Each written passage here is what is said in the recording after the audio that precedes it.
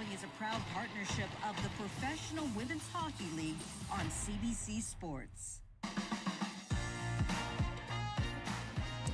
It's New Year's Day. This is the day when resolutions are made, the day of new beginnings. This is a day of hope. And this is the day when it all gets started for women's professional hockey. The inaugural game of the PWHL pits a star-studded Toronto side against a New York team that many have dubbed a dark horse. Natalie Spooner has shown up in style. Two Hockey Canada standouts, Olympic and world champion Spooner herself alongside Sarah Nurse will don the blue and white of Toronto. Both are dynamic forwards who will look to help their team win the first ever league game. But hold up.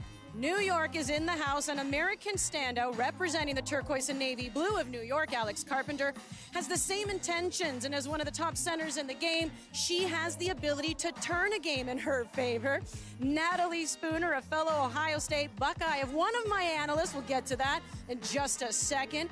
Alex Carpenter, named alternate captain of New York, perhaps scored the goal of 2023, which we will be showing you on today's show. Happy New Year, everybody, and welcome to History in the Making. I'm your host, Annie Petrillo. We are in Toronto, Ontario. We are inside the Mattamy Athletic Centre, and this is formerly Toronto Maple Leaf Gardens. And if these walls could talk. This book, The Rink, written by Chris Cuthbert and fellow CBCer Scott Russell. This was actually released on New Year's Day, 1998. They quote fellow Canadian author William Kilbourne from his book, Religion in Canada. And he said, if I were asked by some stranger to North American culture to show him the most religious buildings in Canada, I would take him to Toronto's Maple Leaf Gardens. So here we are, and here they are, my star-studded panel. We have Olympic and world champion Tessa Bonhomme, freshly retired player from the pro game, Soroya Tinker, and writer with The Athletic, Haley Salvian. Tessa, this league continues to grow, especially off the ice. They've added Cassie Campbell-Pascal. Look, I think I speak for all of us when I say we were surprised to see Cassie step away from broadcasting. I wouldn't be here if it weren't for her, but so fitting. Cassie was truly craving a really good team dynamic, and she said with the PWHL, everyone was pulling the rope in the same direction. They were all vying for growth. They all want to see everything succeed. There was no really rough patch in that team, and she was really excited to join them. So she stepped away from broadcasting and is helping this league thrive. And I mean, speak of a team, I was speaking to former teammate Brittany Howard, and she's actually played on all four professional teams that have been here in Toronto, CWHL, PWHPA, PHF, and now PWHL Toronto. And she said that the energy is just different this time. So she's excited heading into this game. And I mean, we're about 30 minutes to puck drop, and just think of how much has gotten done since that June 30th announcement that a new unified league was coming. That is 6 months to start up a league and 6 teams from scratch. The league leadership, I've talked to them, they knew it was going to be a rush. They knew it was not going to be perfect, but they felt like they owed it to the players to start the season as soon as they could, and they've done it very quickly. It does feel quick, and I guess in a sense it has been pretty quick considering the announcement back in the summertime. But here's the thing, the fight for a women's professional league, for a sustainable league, has actually been years in the making. Sacrifice, dedication, and yeah, there's been heartbreak along the way. Here's how the PWHL came to be. Haley Gruzaniak, she fires it, and it's in! The Calgary Inferno are your Clarkson Cup champions. March 2019, the Calgary Inferno defeat Le Canadien in the Clarkson Cup. They are the champions of the Canadian Women's Hockey League, the last ever champions. A week later, the CWHL folded. No more sounds of skates slicing through ice. No more sounds of tape-to-tape passes. No more cheers after a goal. The best players in women's hockey, Olympic and world champions, were in limbo. The CWHL was never a true professional league. Formed in 2007, it was a not-for-profit entity. Players paid for their own gear. Many league employees were actually volunteers. Factor in the competition from the National Women's Hockey League in the United States, women's hockey was divided. The NWHL, formed in 2015, had its problems too. Paying players between $10,000 and $26,000 wasn't a salary to live on, and financial woes were immediate. Later rebranded the Premier Hockey Federation, there was still little trust around the financial stability. There was a lack of transparency. Who exactly were the investors? Calls for a unified professional women's league intensified. Calls for the NHL to help kept eliciting the same response. create one league. The women needed to unite. So the best in the world became more determined than ever. Immediately they formed a union. They stuck together. They played exhibition games that grew in popularity and caught the attention of young fans across North America. The passion for women's pro hockey grew stronger. An advocate in Billie Jean King, an investor in the Mark Walter Group, a signed collective bargaining agreement. Their fight had a light at the end of the tunnel. November 2022, the PHF received a call. Would they be willing to sell in order to form one league? It was time to unite. After 7 months of negotiations, the announcement: the PHF would be no more. Their players' contracts canceled. There was panic. But this new league promises to be better. This new league promises to stay. We didn't do this for the short term. We did it for it to be permanent. With a CBA and average salaries of $55,000, this new league promises to be professional. It's the PWHL, and it's time to drop the puck.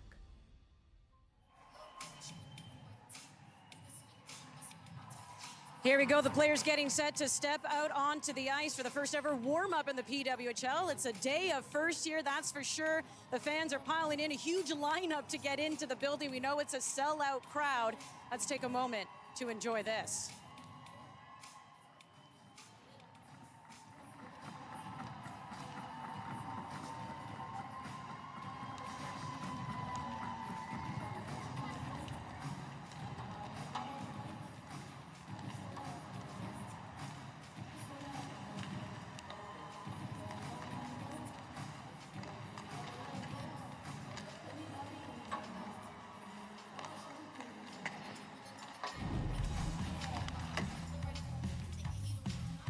It's time now for the game day rosters, brought to you by Tim Hortons. Let's begin with the home team, Toronto. A lot of recognizable names. Head coach Troy Ryan knows them well, also the head coach of the national team.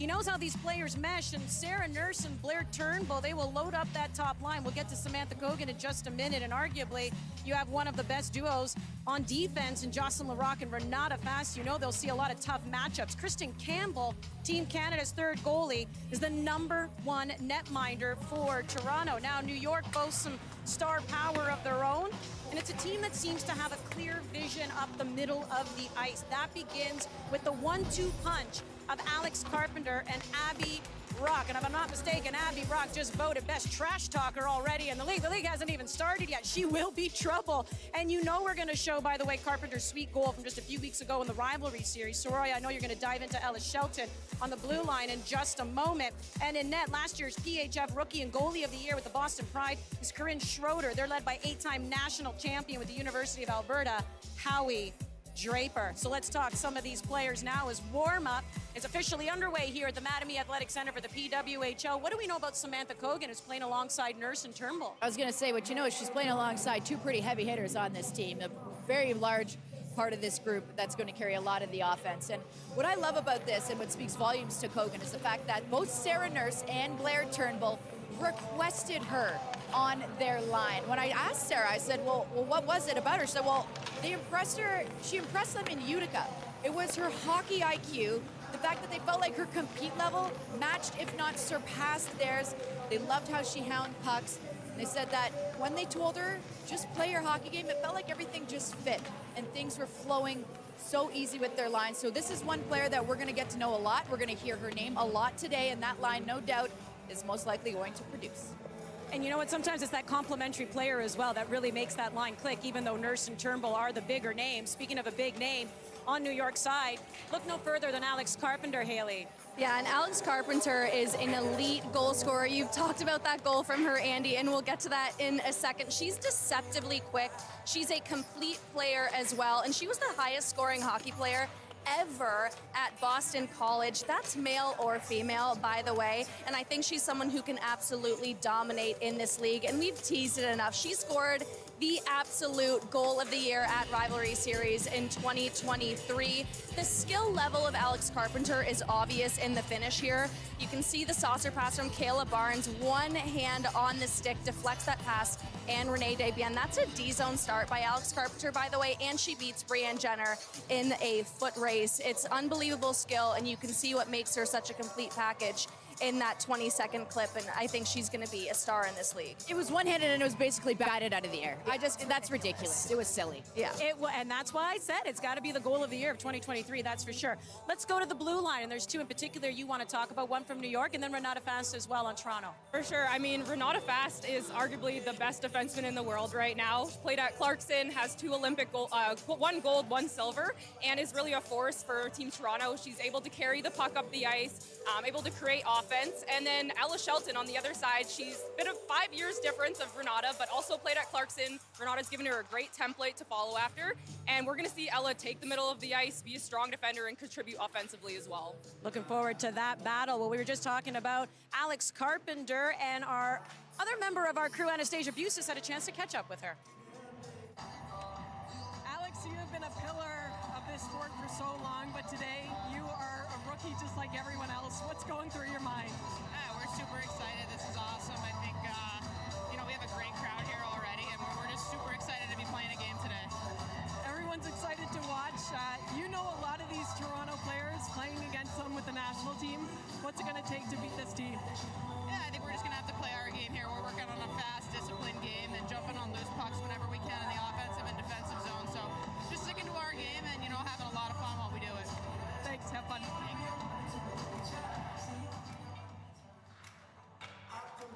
All right, my favorite position. Let's talk about the battle of the goalies right now, Tessa, because I had mentioned Kristen Campbell. She's a third-string goalie with Canada, has a chance to be #1 here.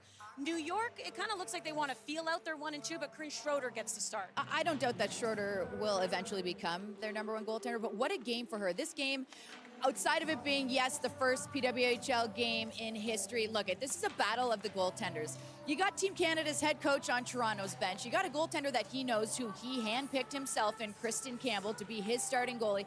But you have Corinne Schroeder, who's been nipping at the heels of Kristen Campbell, who's bided her time with Team Canada, waiting for an opportunity. She's finally had an opportunity to play in the rivalry series, only to have Schroeder come on the scene. So this game, you don't doubt both of these goaltenders are going to want to impress Toronto's head coach in Troy Ryan.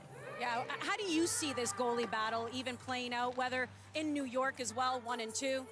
I think that they're going to have a really good tandem, a 1A, 1B. I think that's actually one of the sneaky strengths of this New York roster. And this New York team actually has kind of been a sleeper pick for a lot of teams. You mentioned it, Andy. They just have so much depth at every position, and that goes with Corinne Schroeder, Abby Levy as the #2, and Lindsay Post as well as a #3. And Howie Draper, I spoke to him in Utica during the preseason, and he said that they're going to go with a bit more of a split, not necessarily a #1 goalie and a #2. So they're just going to be riding the hot hand, but I do think it's a real vote of confidence for Corinne Schroeder that she's getting the start on day 1.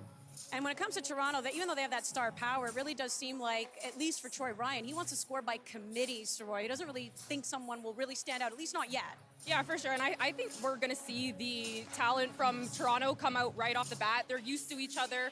They have their national team coach. Whereas New York, they've got to figure out their style of play and figure out how they click. So I'm excited to see how they progress through the season, but we know Toronto's clicking right off the bat. The thing that I love about this New York team, you mentioned Abby Rock, and she's the trash talker extraordinaire. This team has such a loosey-goosey feel to them. Hockey is fun. They are very low stress.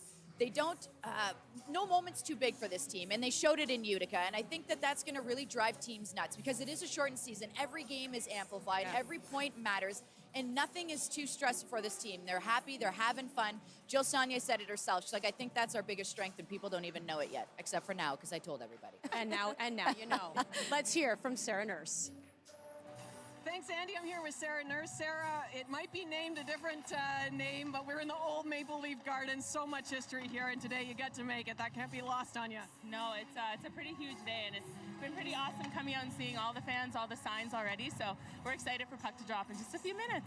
You're so integral to this team. What can fans expect from Toronto? A lot of consistency, a lot of heart, and a lot of tough hockey, and I'm really excited for it. We're excited too. Thank you so much. Best of luck. Andy, let's go. Great stuff, Anastasia. Well, when we come back, we'll introduce you to the two voices calling the action today. But first, we'll hear from one of the greatest champions for women's sport, Miss Billie Jean King. She made her mark through tennis and continues to change the face of athletic access, this time through hockey. You're watching the PWHL on CBC Sports.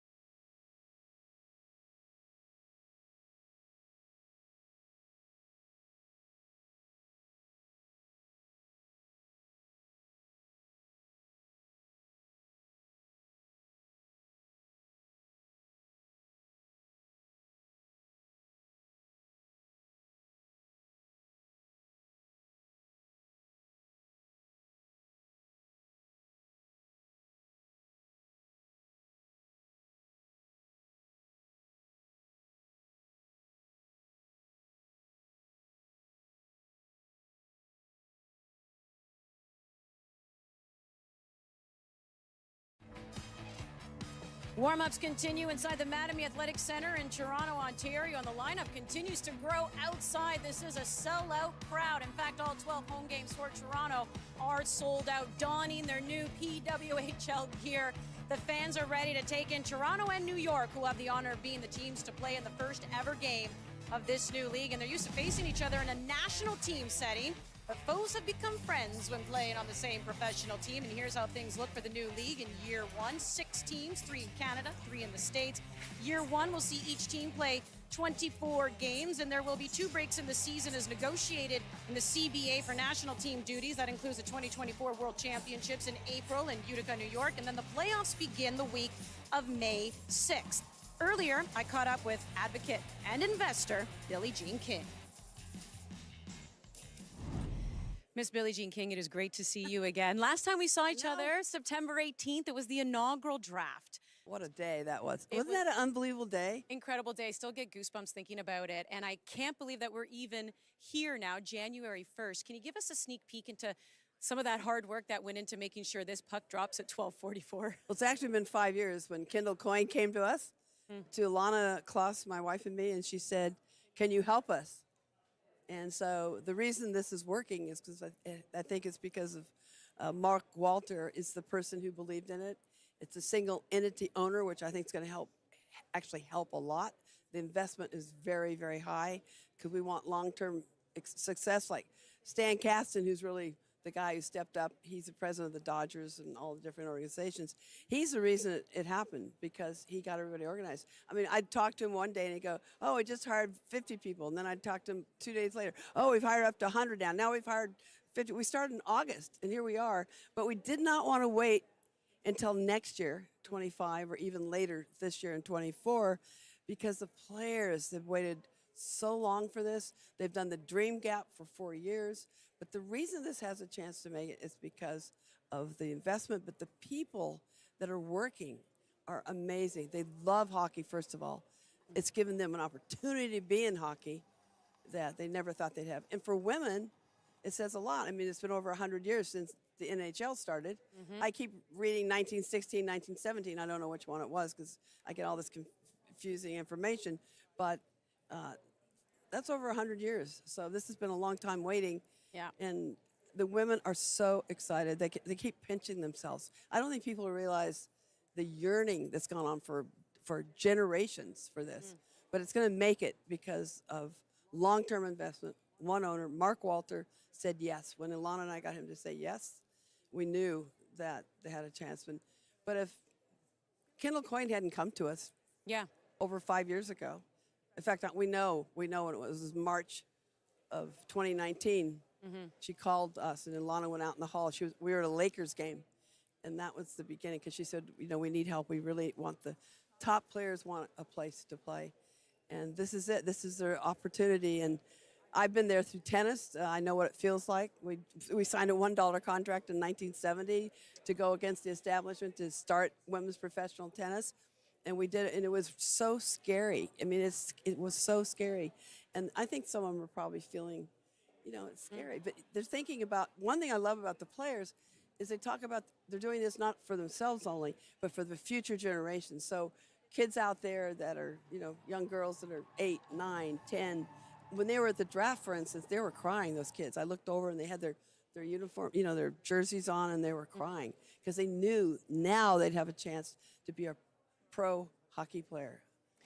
And they say if you build it, they will come, and they have, especially in Canada. I mean, Toronto has sold out all 12 games. Ottawa's going to set a record for most attendance for a women's pro game. I can't thank Canadians enough because they're going to make it happen. If they show up, you support these women, it's going to make it happen. And hopefully we have 6 teams right now, 3 in Canada, 3 in the U.S.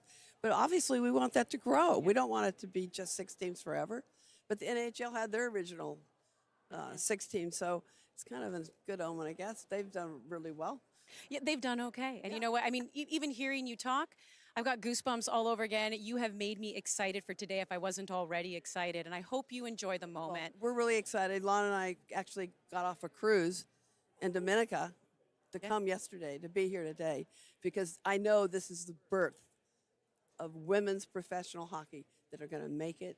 We have the best players in the world, which is really important. Canadians, Americans. We have 12 countries, actually different countries of women signing up. We're going to have more as time goes on. But this is the birth day for this, besides being January 1st, 2024. I mean, I am so excited. This is the start. Billie Jean King, always appreciate talking to you. Thanks a lot, Andy. It's great to see you. It really is an honor always talking to Billie Jean King, and now it's my honor to introduce 2 more members of our broadcast crew today. Daniela Ponticelli has the play-by-play duties alongside 2-time Olympic champion and 6-time world champ, Cheryl Pounder. Andy, we are seeing firsthand how much this day means to so many people. But I want to begin with this incredible woman beside me. Cheryl, you called this your impossible dream. You woke up today, and here it is. It's possible. Those are the words that keep coming back to me. It is here, and it's based on the past, and we'll never forget the past because we wouldn't be in the present without the past. But now we are also looking at a permanent future for the next generation to come. And how unbelievable is that all of these women garnered together with a unified voice, a voice that had courage, that had strength, that had resolved not just for themselves, but for tomorrow, for them to have a platform to play on, and how integral that is. And today, I'm going to embrace this moment. I'm going to try not to cry and be emotional because it's here, and it's here for the women on the ice. And for me, Daniela, what I really want these athletes to do, I want them to embrace and live the moment. What I mean by that, whenever I was a player, I always looked below the glass. I wanted to stay focused on the game. Today, I say forget it. Look above the glass, soak it all in, and make it happen. Yeah, especially players who have been there and have paved the way like Jocelyn Larocque. Yes, Jocelyn Larocque, Renata Fast, these amazing women with that unified voice. Alex Carpenter, who went and played in China. Now they are best on best. It is here. It's going to be an outstanding product, and I'm just so ready. There was a sign, the PWH era is here, and Andy, it truly is. Oh, it is. I'm seeing all the kids with their signs. They are excited for this, that's for sure. And puck drop is moments away right now. And, you know, Sarah Nurse, we know her to be the Olympic record holder when it comes to most points in a single tournament with 18. I wonder how many records she'll try to set here in the PWHL, and it all starts today. Final thoughts. I'm excited to see the type of hockey that I like to play, which is physical hockey. This game is going to be more physical than anything you've ever seen. It was the one thing that the players asked for, was to allow more body contact, not necessarily body checking, but more body contact. So you're going to see very physical hockey out there. That is a fake tooth right there, yeah? Yes, this one is fake. Yeah, as a former player who often played for the little girls in the stands, it's so exciting to see the little girls in the stands today getting to watch their favorite hockey players play hockey, pro hockey. So I'm excited to see all the little girls in the stands. I'm excited to see how the start of this game goes. I talked to Natalie Spooner yesterday, and she said that the first few shifts are probably just going to be wild. There's so much energy in this building. All the players are so excited, and I think there's just going to be a lot going on in the first few shifts, and then they'll settle in for some really good hockey today. How about this for a full circle moment, by the way, because today, it isn't the first time that history's being made in this building, by the way. We got to take you back. So 1946, by the way, was the first ever NBA game that was played. Toronto Huskies, New York Knickerbockers. So it actually was a Toronto, New York team as well. Anyone know who won that game? New York? It was New York. Was it? Yeah, New York ended up beating Toronto in that one. Let's see if it's the same type of result here today, or if the home team will have something to say about that. That's right, you got to get your food, get your toque on, get ready for this one. New York, Toronto, puck drop is just around the corner right here on CBC Sports.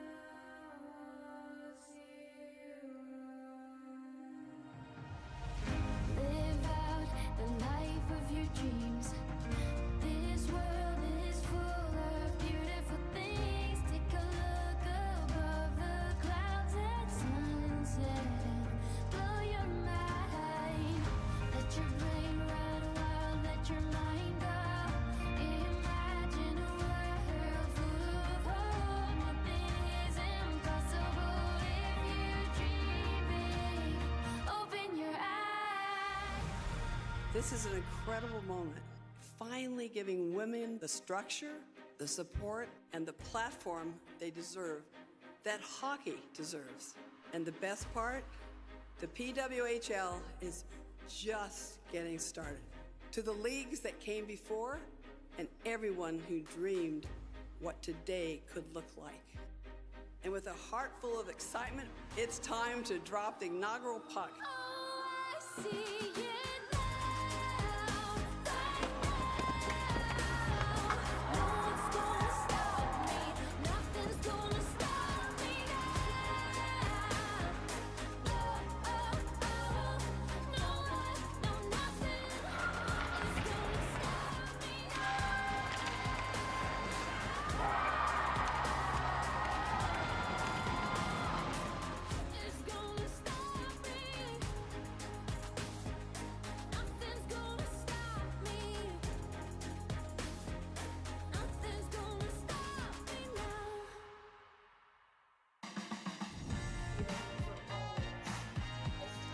The day these players have been waiting for has finally arrived. The dream to play professionally remained strong, even when they were met with adversity at almost every turn. Talking to many of the players, they know the history, they know what it took to get here, and they honor that, but now they just want to play hockey. They just want people to talk about hockey. With a sellout crowd and many, many more watching in Canada and the USA, I would say the fans are ready for some hockey.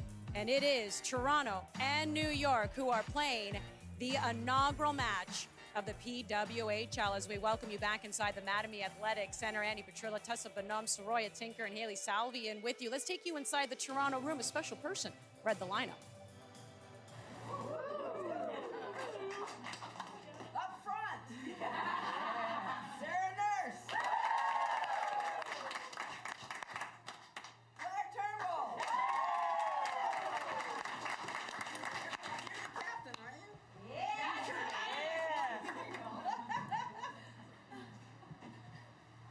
Sam Cohen.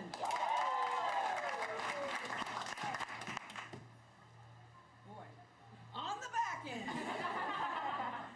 Jocelyn LaRock.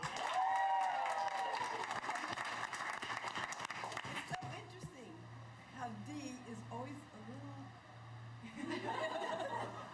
I don't know what it is. Renata Fast. Yeah.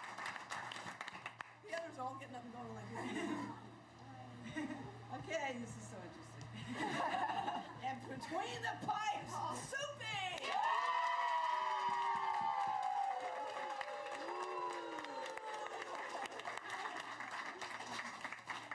Kristen, you deserve we gotta get you an endorsement with Campbell's. No, first thing I know,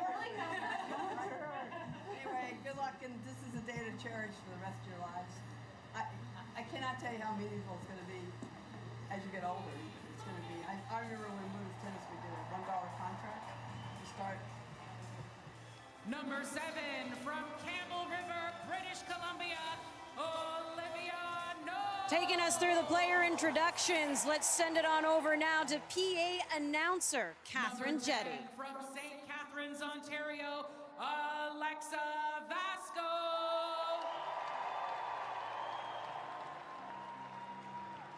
Number 12 from Yarmouth, Nova Scotia, Allie Monroe.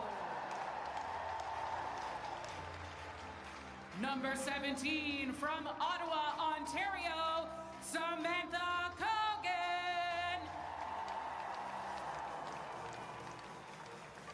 Number 18 from Northbrook, Illinois, Jessie Comfort.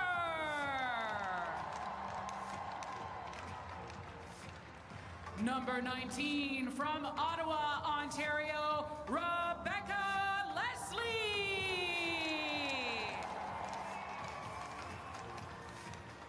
Number 20 from Hamilton, Ontario, Sarah Nurse.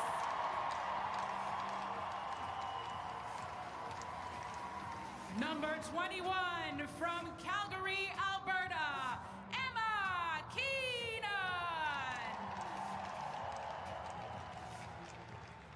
Number 22 from St. John's, Newfoundland, Maggie Connors.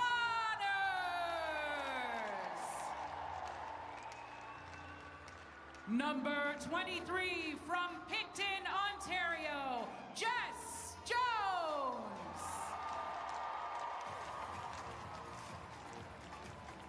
Number 24 from Scarborough, Ontario, Natalie Spooner.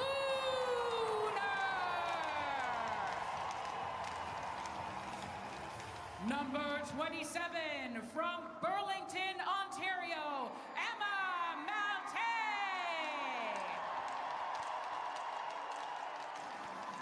Number 28 from Prince Albert, Saskatchewan, Caitlin Willoughby.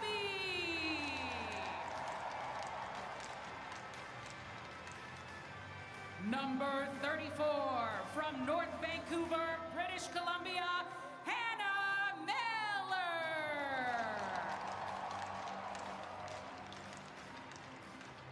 Number 37 from Orleans, Ontario, Erica Howe. Number 41 from St. Thomas, Ontario, Brittany Howard.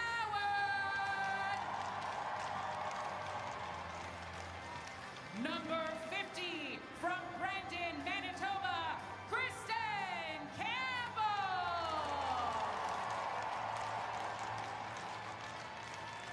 Number 51 from Milton, Ontario, Victoria Bach.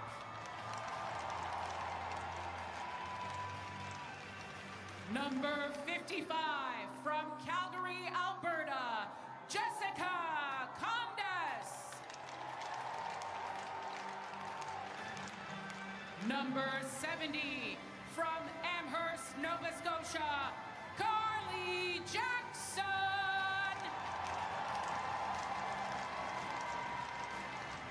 Number 76 from Sherbrooke, Quebec, Maud Poulet-Lamel.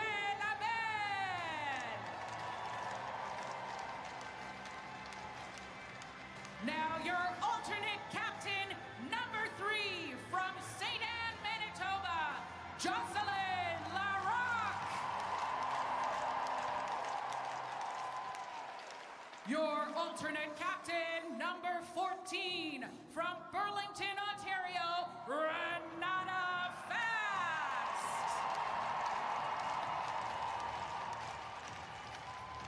And your captain, number 40 from Stellarton, Nova Scotia, Blair Turnbull.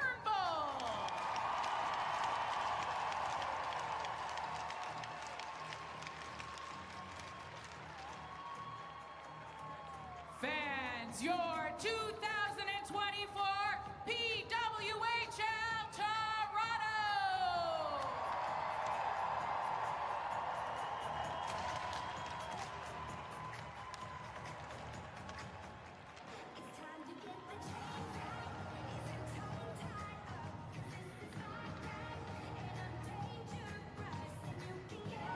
Incredible moment for both these.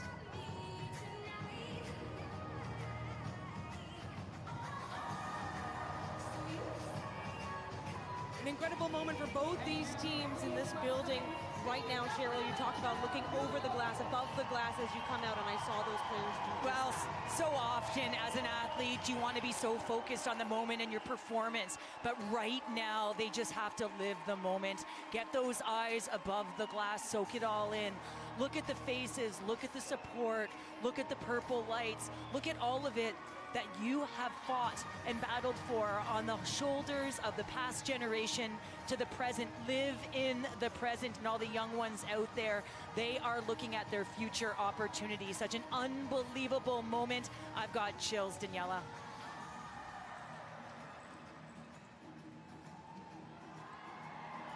And the crowd, it just swells in here. The energy has been here since everyone took their seats. And now for the ceremonial puck drop. Ask that you turn your attention to center ice. We're honored to have a very special guest with us here today to drop the first puck. A true trailblazer in women's tennis, she redefined the athletic landscape for female athletes through her exceptional skill and unwavering determination. Best known for her historic victory in the Battle of the Sexes match, she symbolized gender equality, challenging and reshaping societal norms in athletics. Please welcome to the ice, joined by Jana Hefford, PWHL Advisory Board member, Billie Jean King.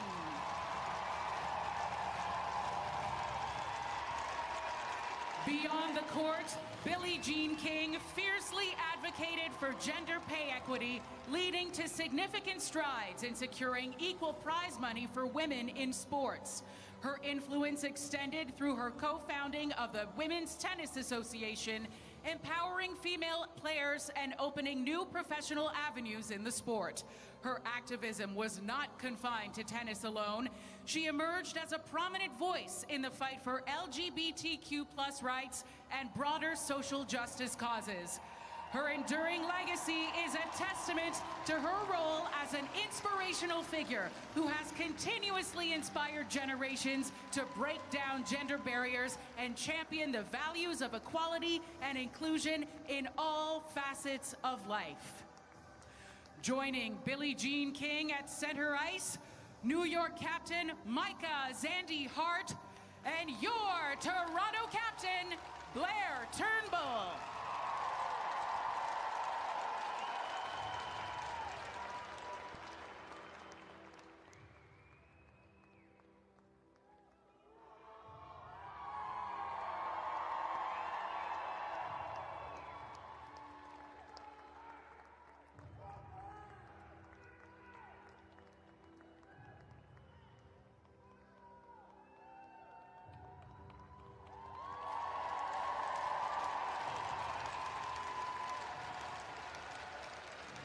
Thank you, Micah and Blair, and a very special thank you to Billie Jean King.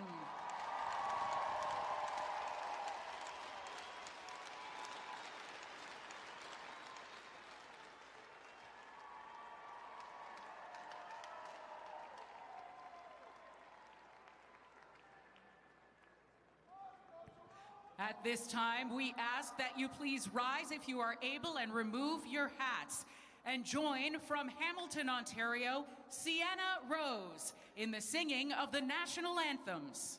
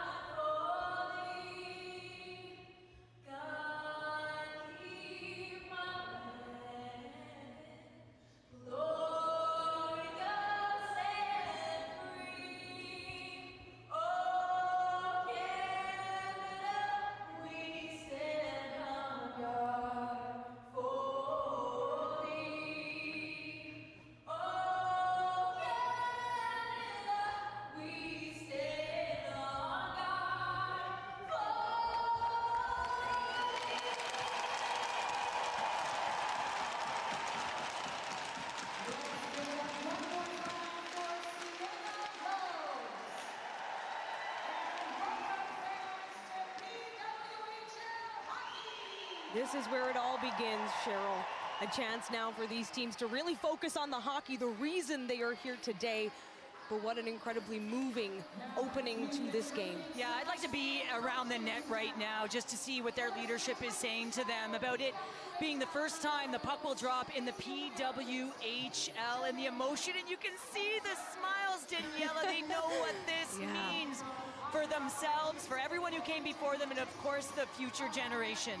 We've talked about how long the road has been paved to get here, but only 125 days from the announcement of this league, Cheryl, to today.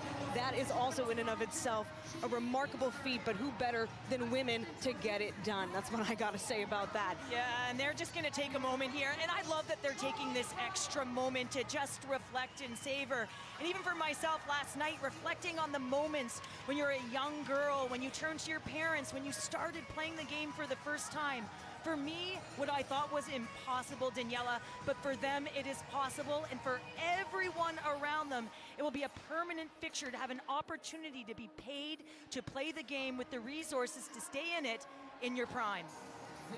Starting in net tonight for New York, from Manitoba, Elm Creek, Corrine Schroeder.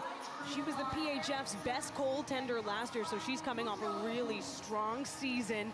She also set, 3 single season records. We'll see what she's got. She's wearing her New York signature teal pads. You'll get a good look at it during the game.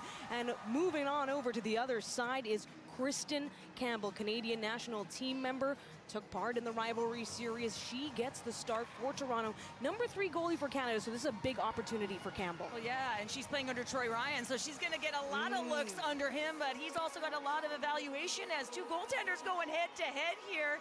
You mentioned Schroeder. She's athletic, she's huge, and she can be a real game changer. And here it is, Daniela. The past, present, and future of women's hockey meet right here, the inaugural puck drop. Blair Turnbull, Alex Carpenter, face off. It'll be New York that gets first possession and kick things off here in Toronto. And so many of these players are in and around this area, so a homecoming as well for many of them. Action right behind the net of Campbell to get things going early on. Jamie Bourbonnais keeps it out of the New York zone. Looking to come in fast, Peyton Levis. Now Renata Fast taking it over. Looks for Captain Turnbull, gets it to her. LaRock, these two know each other very well, these Canadian defensive partners. Now Sarah Nurse working it in on the near side. Dumping it down. Abby Rock, though, stopping that for New York. Rock again. Weaving through traffic. Trying to work past Monroe. Loose puck now near wall. Back behind the net. The speed is on early here. Kept in by Zafudo. Zafudo can't quite get her stick on it. Now to Taylor Baker. Toronto's own. It's going to be interesting to see the puck management in the early go here. The nerves, I mean, playing on this ice for the first time, Daniela, I think it's just got to be so exciting, and just to manage that emotion. Get used to your new team, new pro team at that as well. Jill Saulnier, no stranger to that. Big shot, and that stopped solid by Kristen Campbell. Got to feel good to get that first big save. Well, and she gets square to this puck, and this is Ella Shelton just recognizing when she can jump into the space at the right time, and Ella Shelton is just magic in jumping into those spots. A stalwart on Canada's national team. Some good pressure off the wall, and that's what creates the turnover. Jumping into the spot at the right time is Ella Shelton, but to task, Kristen Campbell square to that puck. Laurent able to maneuver the puck after that draw near Campbell. Renata Fast carries it over. No, not quite. There it is into the neutral zone. Shelton gets her stick on it. Just talking about the 4th overall draft pick. Defenders were superstars of the draft in the PWHL. And teeing up Bourbonnais, looking for some space. Vespa can't quite get her stick on it. Both teams will want to dictate pace. Howie Draper talked about it, making sure that they're first on the puck. They want to make sure they're not chasing the game, and they're hounds on it. Now Leslie getting in a good shove there. There will be plenty of physical play expected in this game. Toronto was preparing for it in practice yesterday. Willoughby checks it down behind the goal line. Toronto goes off for a line change. Shelton. It's for in Blair Turnbull, captain for Toronto. Blair Turnbull open scoring for the PWHL in the preseason. Yeah, not too bad having a hat trick, huh? Yeah, first 3 goals at that, I should say. And now back behind the net, bit of a stalemate. LaBelle's getting her stick on it for New York, getting some help from Baker. The referees will just let it go. See how this play develops along the end boards. Toronto comes out. Knowles can't keep her skate on it. The other way, Kogan now. Samantha Kogan playing on the top line with Turnbull and Nurse. Yeah, and Turnbull and Nurse, you know that they've got chemistry, having played in the national team, but Kogan as well, an Ottawa native. She's got a pretty good pedigree to herself as well. Oh, here's a chance for New York, up high, that one. Campbell's rebound just a little too close in. Hobson fires now from the point, right in front of the net, New York, getting their sticks on it. Eldridge was in there too, Barrie, Ontario product. Turnbull looking to turn it around and get it out of the zone. Toronto can't get control. And here's a big shot from Shelton. No, Levis. Said Zafudo will play it. Fast to Turnbull now. Turning on that pressure, dumping it down. Fresh legs on the ice for Toronto in the New York zone. Zafudo trying to find Rock this time, far side. Baker can't send it down. That's a long shot. Monroe. Jesse Comfer getting that physical play down deep. Now Natalie Spooner digging out. She's looking for Comfer again, right in front of the net. Oh, can't keep her stick on it. Abby Rock will turn it over. Here's a big chance for New York. Getting in close, driving the action 2 down low. Trying to work the play. That was Elizabeth Giguere. Now Shelton tries to find Rock through traffic. To turn away up high. Flanagan was on the defense there. Maggie Connors hoping to get her stick on it for Toronto. Back in front, New York. Scrambling in front of the net. Big save by Campbell. It bounced up and right into her glove.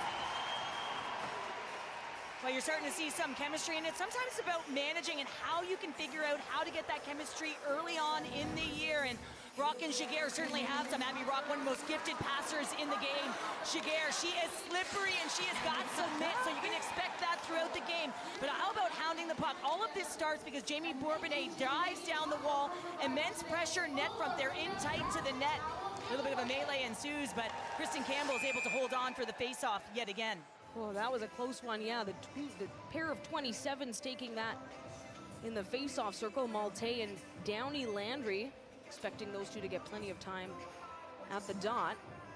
Reset now. New York wins that one. Ella Shelton is left to fire it from the point. Keeps it in again. Over to Bourbonnais. Working through traffic. Weaving through. Puck loose. Skims by. Again, New York with plenty of chances, or at least trying to tee one up. Bourbonnais battling for it now. Brittany Howard.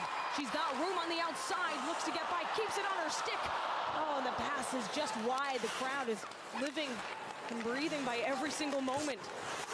Back behind the net now with Schroeder. New York will just shrug that one off instead. Callie Flanagan looking to tee it up with Rock. You saw that earlier chance by Brittany Howard. I mean, that's some immense skill, and she's got a lethal shot. I think she's got to take it. Samantha Kogan hoping to carry it through, but New York doing enough to disrupt the play. And caught up from behind. They'll go again. Claire Thompson for, nope. A lot of perimeter movement there by Toronto. They're going to have to find a way to get to the middle of the ice against this New York D, who've really been relentless and close quickly.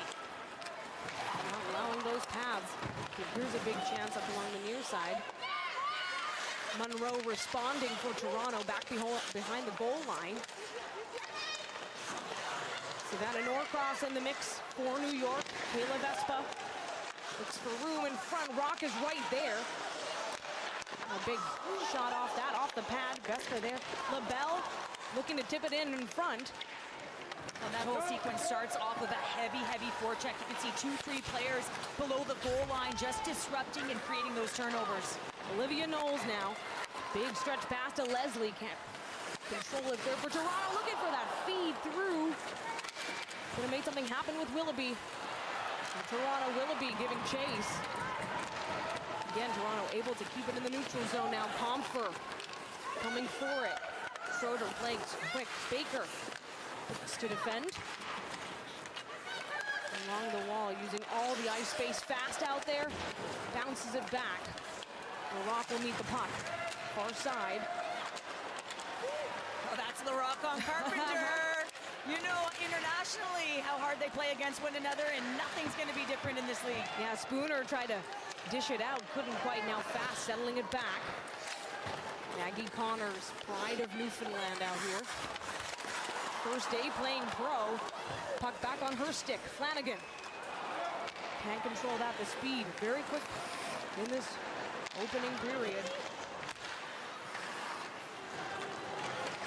Now Jamie Bourbonnais. Setting up her team. And for all kinds of room, Johanna Fahlman from Sweden. Out on the ice as well for New York.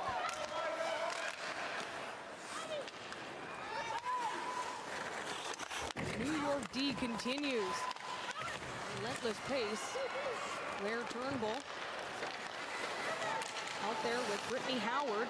Turnbull takes it away. Claire Turnbull's one of those athletes. She's got good north-south speed, but she is relentless on pucks for the national team. She's a PKer, and she's been elevated to the top line at different times. And on this team, she will certainly be expected to score goals. Jill Saulnier will meet the puck in the Toronto zone. Back and forth has been steady here. Early on, Sarah Nurse. That contact won't draw a penalty, will play on.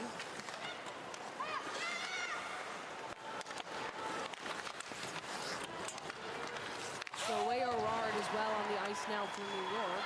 So here's a big chance. Nurse teeing it up. Looks for Kogan.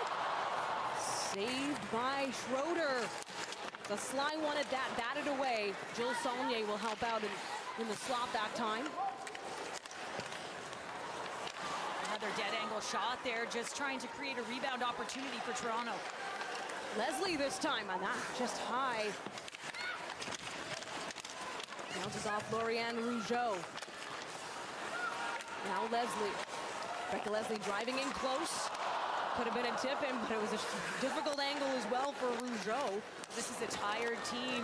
New York just been hemmed in. Toronto want to stay on, not go for a wholesale change and give up that pressure. Downey Landry looking to dump it in. Gets that job done.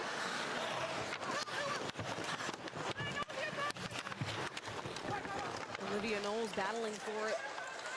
Now Callie Flanagan. Spooner getting in with Shelton.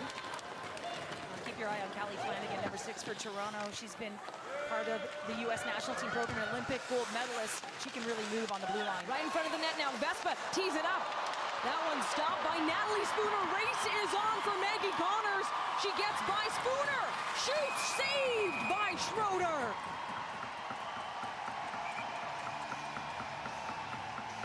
What an effort for Toronto on that play. Well, it's like the 200-foot play in basketball. One end and then the other, but a save by Schroeder on Natalie Spooner. What a finish that would have been. Still scoreless opening game of the PWHL.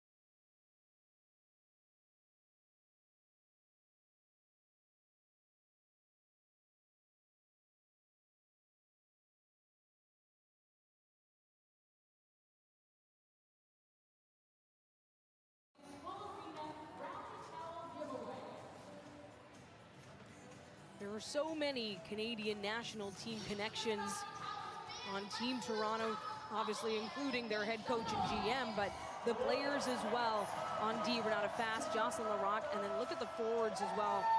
Yeah, it's pretty unbelievable. There's familiarity right away, and you know with that second overall pick that they went with Jocelyn Larocque for that matchup with Renata Fast, arguably the strongest defensive pair in the world to be able to play them together. You've got the likes of Sarah Nurse, someone who is certainly noticeable on the ice, holds the Olympic record right now for the most points as well, past the great Haley Wickenheiser, of course. Alex Carpenter flying in close. Big stop by Campbell. Closed out, no chance 5-hole there. Oh, and when you're facing Alex Carpenter, I mean, arguably one of the greatest goal scorers in the game and the timely goal scorers. It's going to be a nice play from the back, just recognizing where the ice is, a board bank, but she recognizes, gets in behind the play, and look at the way she shields the puck. She knows exactly where Larocque is and where that stick is coming from. She shields, but Campbell follows it all the way across to make the save. Signed free agent Alex Carpenter, and she'll take the draw on New York, wins at Shelton with her stick on that, and she gets it! Ella Shelton scores! History is hers! The first goal of the Professional Women's Hockey League, Ella Shelton. Well, the pride of Ingersoll, Ontario, and this is going to be off of a face-off win, and you can see the net front presence there, the screens, but it's Ella Shelton who's going to take that shot, gets the head up, just trying to throw it to the net, recognizing that Alex Carpenter is also in front, and she gets the very first, Daniela, a moment in history. What a moment for Ella Shelton. First pick for New York in the draft, 4th overall, proving her worth quickly. Abby Larocque looking to double things up early on, blocked by Monroe. Under the body this time. Flanagan. That was a really nice play by Monroe because Abby Rock is a gifted passer. She can thread the needle. We saw it with Jaguar. She looks to distribute. There's no question about it, but in low spaces along the wall, below the goal line, she's one of the best in the world. And the building a little quiet on that one, of course, because it's not the home team. This is Hockey Pride here in Toronto.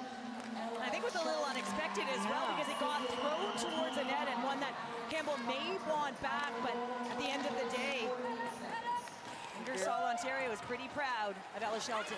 Emma Malte now driving in front. Fast was there. Bodies connect in the slot. Now the puck loose, skimming towards Campbell. She'll play it off her stick, but almost swarmed by the New York team. There's Brittany Howard. Passes back to Fast. To work these outside lanes, hoping to tip it into Miller. I was just off the mark there. Miller was open. She had sprung, created a little 2-on-1 through the neutral zone. Some good speed by Renata Fast. That's her signature. Jill Saulnier will opt to dump it instead. Rebecca Leslie taking it through the neutral zone for Toronto. And Alexandra LaBelle quick to get it. Speed of this New York team. Caitlin Willoughby. The back and forth continues. Olivia Zafudo trying to open up some room for Norcross, getting in close. Vespa there, Norcross calling for it in front of the net. Deep down, Norcross will go get it. Vespa. Battle of the Tens. Zasco also out there. Bourbonnais with a long shot in front. Just behind. Deceptive from our viewpoint. Savannah Norcross again. Trying to get her stick on it behind the net, now far side. Players calling for it. Rebecca Leslie. New York takes it away. This time Alex Carpenter. Tries to look for the open lane, gets in close. Eldridge stopped. We'll have a slashing call against Toronto. First power play on the way of the PWHL, but the first goal scored by number 17, Ella Shelton. It's 1-0 New York.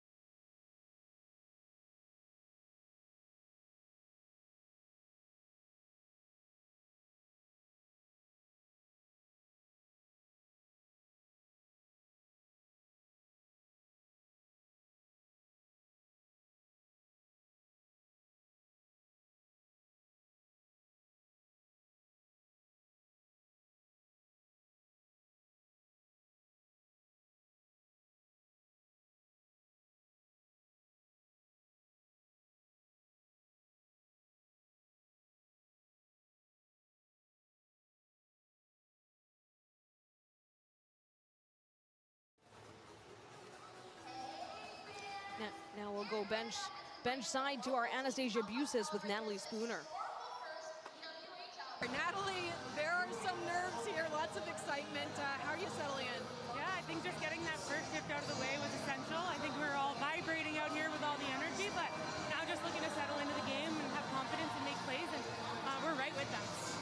What does Toronto do when they're playing their best? I think we just pressure them all over. We don't give them any time to get pucks to the net. We use our bodies to our advantage and our speed and our skill too. Thanks, best of luck. Thank you. Natalie Spooner needed for veteran leadership on this Toronto team, of course, member of the national team. We're going to see our first power player, Rebecca Leslie, slashing. Will send New York to the player advantage. Well, and it's great to have Rock and Carpenter on the same ice surface, a left and right combination who are both centermen. So now that the draw's on that right side, they're strong in the dot, trying to win possession, and that's quite a power play sequence with Jesse Eldridge, Shelton, and Bourbonnais on the back. Toronto wins the draw shorthanded. And the rule here is if you score shorthanded, you will spring your player free from the penalty box tumble. I love it. I absolutely love it. So there's incentive for the offense, and they'll take what they can. Ella Shelton, though, will settle it back. Quarterback the power play for New York. Well, and players like Blair Turnbull, they signaled it the power kill, so they'll certainly be looking to attack and generate some offense when they are on the PK. And that's the nature of the new game, trying to generate offense. And see the penalty there, and it's going to go to Leslie. It's going to be a slashing call. And right there on the back check is Jesse Eldridge, one of the strongest in the game from Barrie, Ontario, from the dots down as well. She's a gifted goal scorer, played with Poulin, and no doubt a reason why she's on their top power play unit and playing alongside Carpenter on that top line. Shelton and Bourbonnais as well on this power play unit for New York. Campbell will freeze it quick. Now the pace is starting to settle down, Cheryl. Well, it's settling down in, you know, a little bit more time when you're on that power play. And it's sometimes when you haven't worked together for a period of time, it is the specialty teams that do suffer because you just haven't had that opportunity to get the reps in. So let's see. Emma Malte initially winning these faceoffs, but back to New York. Abby Rock seeing it up first against the wall. Shelton takes it to the point. Rock. All kinds of room, trying to find it. Back to Shelton. And in front, that one up high. Campbell got a piece of it on the glass.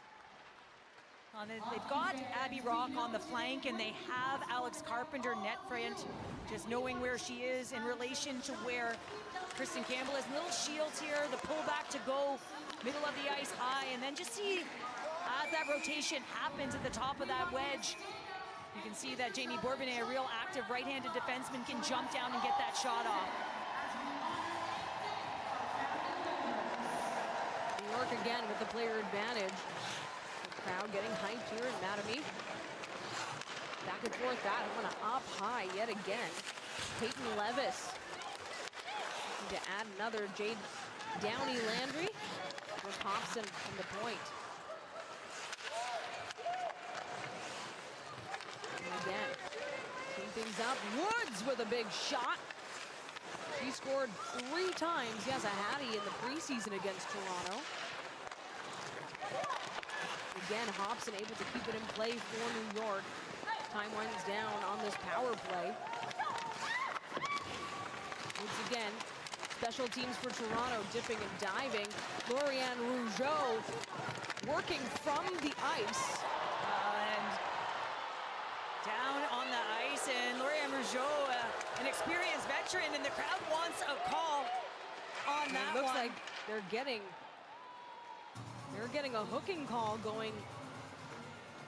And it's going to come as Lauriane Rougeau is along the wall, and she's working hard. She's down on the ice, and now, of course, Toronto is going to go to their first power play of the game in 3 seconds, given the fact that she gets hooked. But again, just a lot of work along the boards. There's been a lot of board play in this game right now, and I think it's always coming off of just not moving your feet, just kind of settle in with the emotion a little bit as Giguère goes to the box. Yeah, Elizabeth Giguère on a hooking call. So a chance for Toronto's special teams to tee things up. Again, 3 seconds left for Rebecca Leslie in blue. She's standing now in the penalty box. Yeah, they've got PP1 fast in LaRock. Just looking to create some offense on the back end, but LaRock after the face-off is going to get Connors out there. Now it's 5-on-4 advantage Toronto. Things start to wind down here in the first period. First goal of the game. First goal of the PWHL belonging to Ella Shelton. That one at even strength. Now Turnbull takes the near side. Going to cut in through the middle or for that pass to Connors. Rims it around instead. Connors feeds it back to Fast along the line. Fast. For some room, Nurse. Over to Connors. Along the wall. Freed up this time, scooped back down. Well, that's some good pressure, and it started on the entry. Just Ella Shelton just steering to the outside. When you force that play along the wall, guess what? It's not set up, and that's when you can really pressure. And that's what New York did, and we're able to sail it down the ice. Now Jessie Comfer putting on some speed. Flying down the near side, now back behind the net. Spooner out there as well on the line.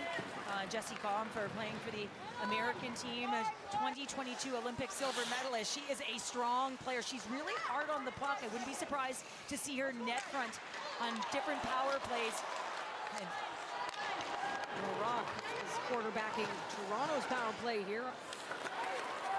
Hoping to connect with Hannah Miller. As Toronto's time begins to wind down. Callie Flanagan up for the shot. That one skims by. Another chance, working the outside, LaRock. Shot to Miller up high. Schroeder saves it, doesn't know where the puck goes. It's still in play. Now Howard just behind the net, up to Miller. Looking for Flanagan. Few seconds left, LaRock. Doing the work, carrying it back behind, in front, Comfer battling for it. Now Schroeder is down, puck still in play. It is whistled. Official says no goal.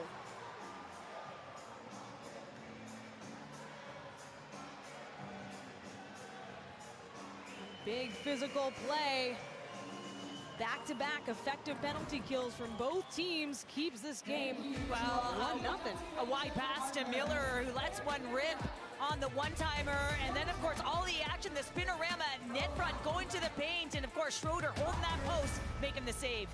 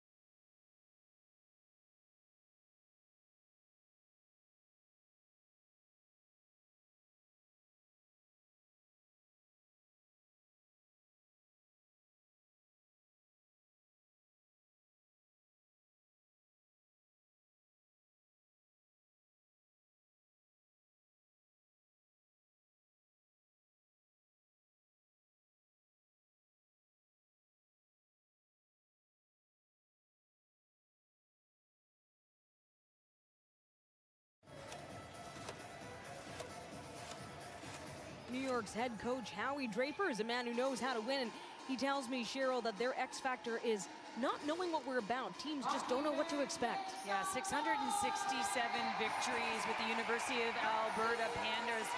He's been part of the national team, U18 gold and silver medals, but to leave a program that you've been with since 1997 in Alberta to reach for the stars in the inaugural PWHL and be a coach in New York, and said this was something he had to do. And it's a man who has a ton of knowledge in the women's game, and he's the bench boss. Now right in front, New York. They're going to clear out the puck, but chances for Toronto. Turnbull to Fast. Fast shoots through traffic. Kept in off the skate that time by Shelton. I really like the motion up high. You saw 3 across, and that's exactly what you have to do. You have to stretch the zone to try and open up pockets where you can deliver gifts. And now Nurse, she has room. She slides in. And it's stopped by Schroeder. Well, speaking of gifts, I mean, you're going and making that stretch pass, and how about Nurse just getting in behind coverage? And you know, she's kind of that player that can drive play. She can drive pace on the outside in particular. It's a beautiful pass, a little bump pass to Turnbull through the middle of the ice, who sees and recognizes, but it's all about that shield and that positioning of the body. Just watch right here, knowing exactly where your opponent is on you. She sees Bourbonnais and she says, I'm gonna take that ice. Just unable to convert because Schroeder's to task. Now Natalie Spooner digging in, clears it out. She's had an addition to one of her line mates. Spooner again. We saw Spooner trying to bring that puck up high again, just trying to draw the coverage up high and then work that puck low. Spooner, who's gonna be setting up shot net front. She's got some fashion sense too, I'll tell you. That woman gets ready to come to play. We'll get a chance to see it, hopefully, her entrance into Mattamy this morning. This is an afternoon game here in Toronto. Jocelyn Larocque, rather. Looks to free and clear it. This time Jamie Bourbonnais will take it. Spooner with a little dish to Maggie Connors. Maggie Connors, Malte shoots, stopped again by Schroeder. Just denial by New York. Emma Malte cannot believe it. And this all happens in a neutral zone when the puck is turned over. It's going to be Bourbonnais coming through the middle on her backhand. And that's where it gets disrupted. And again, this play is by Connors. She actually takes a step towards the dot, draws the stick to her. And again, just look at her, 22 on the screen. Just draws outside, a little bit of a stall to pull outside of the middle and delivers that pass to Emma Malte. Emma Malte herself has scored some goals at Ohio State. Shots on goal favoring New York, 11-8 here as we wind down the final minute of the first period. Campbell low, feeding it out to Knowles. Howard again. They'll keep playing it down deep. Hannah Miller. Now Jill Saulnier will do it on her own, it seems. Coming through, Downey Landry providing some support for New York. Jill Saulnier has been known for her speed and just sort of relentlessness. She provides a ton of energy. Lorianne Rougeau to dig that out. Again, New York able to fly from their zone into this one. Carpenter out there in front. That one turned away, and again, make that 2 big stops by Campbell. Back to back, Peyton Levis now getting caught up on these bodies, or rather Rebecca Leslie. And there will be a penalty coming as we have 0.9 seconds left. Well, this is quite a sequence, Danielle, and it all starts with Ella Shelton on the back end. Just a little pause along the boards, and with that pause, she's able to deliver the puck to Jessie Eldridge, who cuts to the middle of the ice, drives everyone back. That's what you want to do with that little cut to the middle of the ice. You push everyone back, and then, of course, penalty's going to come here. You got to move your feet. You see the stick getting up underneath the hands on Leslie, and got to look to see where the official is on that one. When they're right there, they're going to make the call. Yeah, and there goes the buzzer just as quickly. So when the second period comes back, it'll be a power play opportunity for Toronto, a chance to maybe get the equalizer. Heading back now to the panel and Andy. Great stuff, first game, first 20 in the books, and it's New York with the 1-0 lead. Ella Shelton getting the goal, the historic goal for the PWHL. Coming up, the PWHL this week, brought to you by Air Canada.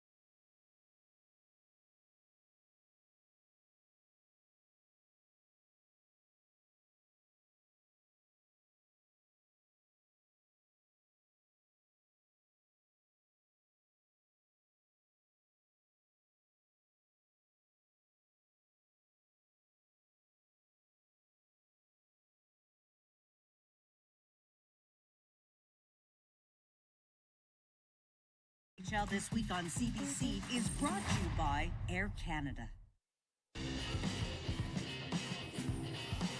PWHL This Week, yes, brought to you by Air Canada. There's the trivia question for you. Who scored the first ever goal in the PWHL?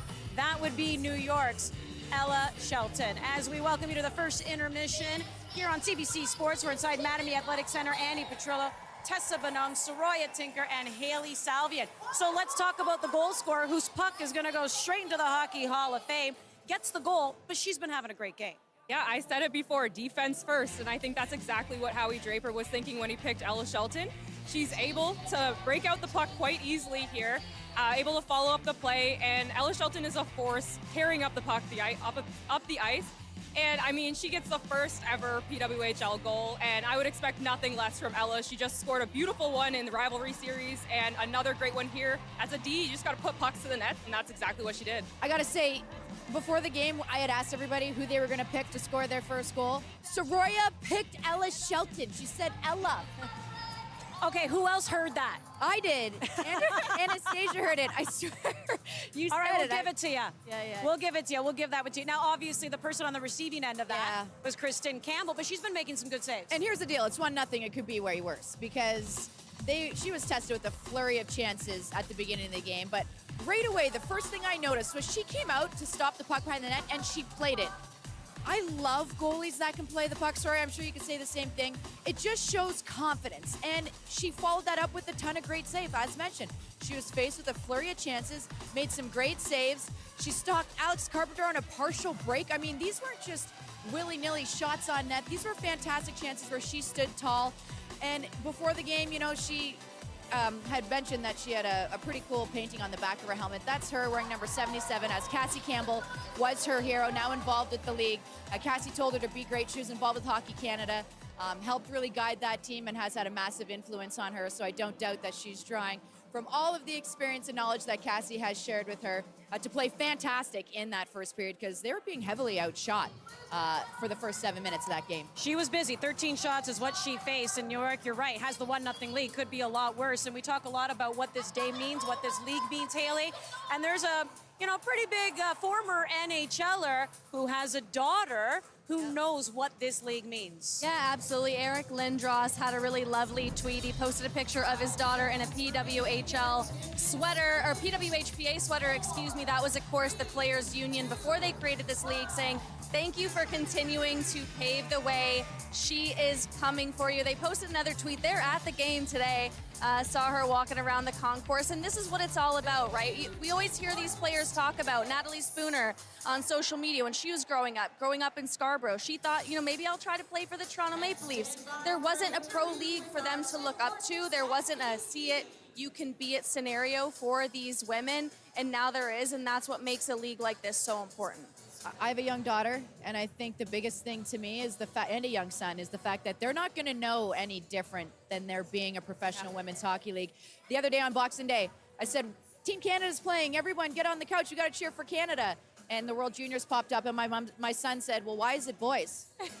He's used to watching the ladies play because... Where's Poulin on this roster? So that's what this is going to create. That's what it's all about, right? And the grassroots level, that is such a valid point. They don't know any differently. They will grow up watching women play professional hockey. Right now, in the first period, it's New York up 1-0. PWHL This Week on CBC is brought to you by Air Canada. When she soars, we all fly.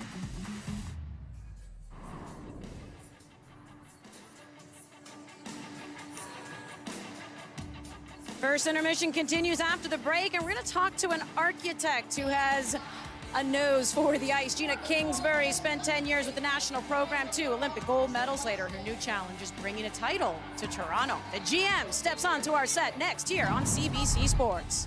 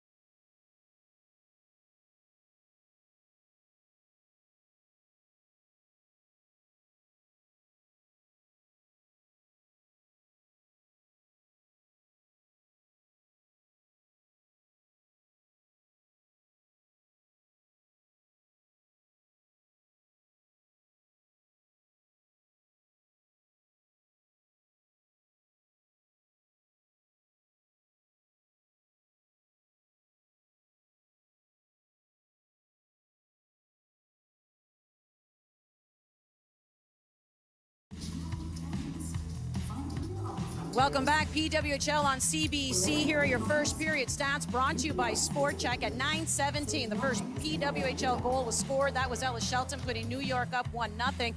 They outshot Toronto 13-8, leading the way. Jesse Eldridge with 4 shots. Let's get to Anastasia Buses now with the goal scorer. Andy, I am with the woman of the hour. You just scored the first goal in PWHL history, Ella. I mean, I can't even imagine. You must be feeling pretty good. Yeah, I think the emotions are just surreal right now. This crowd and coming to play your first professional hockey game in 2024, it's quite the bang to start off the year. I was talking to Coach Draper yesterday, and he said, I honestly don't know what the peak is for this team. The sky is the limit. Sure. You got to have a lot of optimism after a period like that. We have a special group in there. We have a lot of fun together. We work hard, and we come determined to put our best foot forward and be a successful team this year. Thank you so much. Congratulations. Thank you. Andy. Thanks so much, Anastasia. How about that for Ella Shelton? Dad played junior hockey. Mom played volleyball for the University of Waterloo. Gina Kingsbury joining me now, GM of Toronto. Maybe some mixed emotions, because that's a good Canadian player, but she scored against her team. I know, it's just funny. I was just looking, and I'm beaming of pride, because I know that moment is really special for Ella and for whoever that first goal would be, and really proud of Ella, proud of all of these players here today. It's an incredible moment in time in the women's game, and I'm just beyond thrilled to be a part of it. You spoke to the team, obviously, before the game. What was the message you wanted to get across? You know what, I couldn't even find I'm usually not speechless, and I was literally speechless in that moment of just the pride that all of us past players and past people that have been involved in the women's game, that we are there with the athletes on the ice today, and I think we're all so excited that we're finally here, that there's a professional league for these athletes to play in, and that the gate is wide open for the young and the next generation of athletes to walk right in and to be a professional athlete, which is absolutely amazing. Speaking of professional, the Toronto Maple Leafs, there's always this joke that when Ontario boys come on through to play the Leafs, they always play at their absolute best. And now it seems like Toronto and the PWHL will carry on that trend, because you are the GM as well of Team Canada, Troy Ryan, the head coach. There seems to already be this belief that when Canadian players come through, they're going to want to impress. How does it feel knowing that you're probably going to get everyone's best all the time then? Yeah, I don't know if it's us or it's the families as well. There's a lot of players that are from Ontario. So even Ella Shelton, I know her family is here today. So they're always going to want to play big in front of their people. And Toronto, we have a lot of their people here. So, we're ready for that. I think it's exciting that the parity in this league is incredible. All 6 teams are really competitive, and that we get to show the fans what women's hockey is at the highest level with the pace that we're playing. Obviously, this is the first game, and we've been trying to figure out the identity of all the teams based on just what we see on paper. But now that we've, one period in the books, but maybe you can tell us, what is the identity that you tried to create with Toronto? I think for us, we're going to be hard to play against. I think we're never going to get outworked. I think today, the first period, the emotions were a little high. I'm pretty sure we'll come out flying here in the second period, but we want to make sure that we are putting everything out there, representing this great city with pride, and certainly being as competitive as we possibly can. How does it feel to just be talking hockey? You want to honor, obviously, the legacy, the fight, what it took to get here, but how does it feel to just talk shots on net, power play, which you're going to start the second period with? How does that feel? We've been waiting for this in whatever role that we played, to see our staff actually be able to do their profession in the environment of a professional league, where they can be their very best at what they do and not worry about anything else. That's special to me. And for me to be a GM and to just talk hockey and to plan and build a team is a dream come true. So it's pretty hard to put in words what it means, but it's not just the athletes, it's everyone involved. I'm sure the referees as well. Everyone that's involved gets to do what they do best or what they love to do for a living now. And that is something that is really special, and we're very grateful for the opportunity. I know there's no rest for a GM. You're always busy, but now we do have your product out on the ice. First period in the books. Congratulations on getting here. Best of luck as the game moves on, as the season moves on. Nice sellout crowds here in Toronto. Gina Kingsbury, GM of Toronto, who will be looking to tie this game up. Little kids are out in full effect as well. Always love seeing the little Timbits out there playing hockey, and this really is what it's all about, showing them that they too will have a pro league to play in. Second period coming up next year on CBC Sports.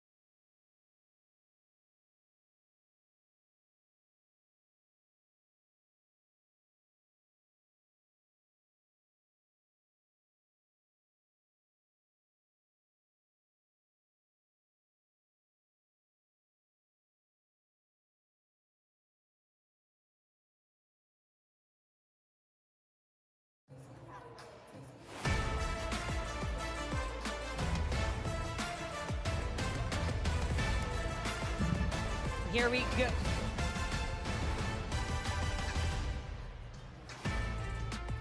Welcome back inside the Mattamy Athletic Center. It's 1-0 New York. Ella Shelton making history, the very first goal scorer in the Professional Women's Hockey League.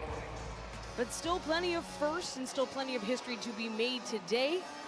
Oh yes, and New York came out chomping at the bit, didn't they? And it was all about heavy pressure, getting in deep, led by Jill Saulnier, just keeping your feet moving, in particular along the boards, making sure you're in good position to get to turnover pucks in the middle of the ice again, diving down the wall. That's a defender, and Jamie Bourbonnais, and Jaguar with slippery set of hands, and then going net front in and around Campbell. You can see the resiliency around the paint, playing a very tight game, connected, and again, just Norcross been really impressed with her game. Look how she gets back above the puck to be able to get that puck and corral it for an opportunity to dish for a turnover opportunity. It's about going low to high, trying to get shots through to the net, but it all comes after retrieving and hounding pucks. We're going to head now to the benches with our Anastasia Busis and Toronto head coach Troy Ryan. Well, Coach Ryan, lots of nerves, lots of excitement after 20. What did you say to the players in the locker room? Yeah, I think that's it. A lot of nerves right now. A lot of players uncomfortable right now, trying to soak in the environment. And hopefully we got that out of our system for the first 20, and we're ready to go and pressure a little better this period. You've been consistently saying, hey, we're going to win some games if we play hard. Yet, honestly, how would you assess that? Yeah, I thought we were a little passive, and I think that comes with the nerves. But, we definitely got to have good X1 pressure if we're going to be successful. So hopefully we get back to that this period. Thank you so much. Good luck. Daniela, take it away. Thanks, Anastasia. And Toronto with a big opportunity here. They have their second power play of the game to start this second period. They only got one shot off the last time, but Jessie Eldridge is in the box for New York. And it's all about the familiarity and finding the different ways to work, especially teams often do pay the price, but Troy Ryan does have familiarity with his group. He's got Blair Turnbull, Nurse, out there. They know one another quite well. Fasten Connors, who's really impressed me on the back end. Second period now underway, and Fast coming in quick. Driving the action towards Schroeder in net for New York. Schroeder with 13 saves in that first period. And that penalty came so late in the first. Now again, Spooner dishing it. In front is Blair. So close. Now Nurse again, teeing it up. Spoon's calling for it. Net front. Blair, Turnbull. The captain just settling it down. The composure needed there. This time Carpenter will chip it back. And again, the rule in the PWHL is if you score shorthanded, you free your player out of the penalty box. It's like a game of Monopoly, Yeah. right? Get out of jail free card. So lots of incentive as well for New York. Now Nurse skimming through, driving the action, helped by Brittany Howard, not enough. And now Jill Saulnier has plenty of room. She could be helped out by Norcross in front, looks for the pass up high, saved not once but twice by Kristen Campbell. Good look by Toronto, and it comes off some good movement of the puck. And listen, I thought that New York did a real good job swarming and pressuring the puck. Renata Foss along the wall here shields the puck, and this Natalie Spooner pushes it to the middle of the ice and cross feed, and you can see it just about getting to the net. But then, of course, an opportunity went the other way. You talk about the power kill, looking to get a shorty. So 2 chances, 1 for each team. Now Jessie Comfer driving in close. But Corrine Schroeder able to track and read that. She wasn't goaltender of the year for the PHF last year for nothing. Well, yeah, and this is coming off a great rush by Confer, as you'd mentioned. And, having the ability to drive skate, and this is something that she does extremely well. She is so fast, she's strong, she shields, and you can see just take one hand off the stick, trying to get enough real estate to get that shot. Now Kayla Vespa will take it away for New York. 25 seconds left in this Toronto power play, their second of the game.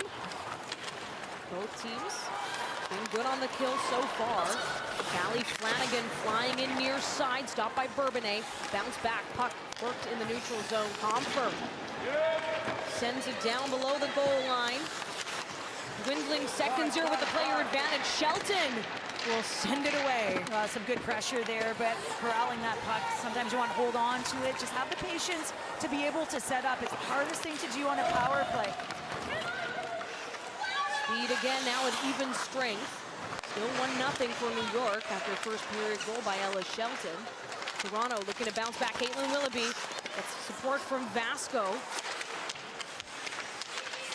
In the slot is Samantha Kogan waiting for it. Eldridge free from the penalty box. Back out now Taylor Baker.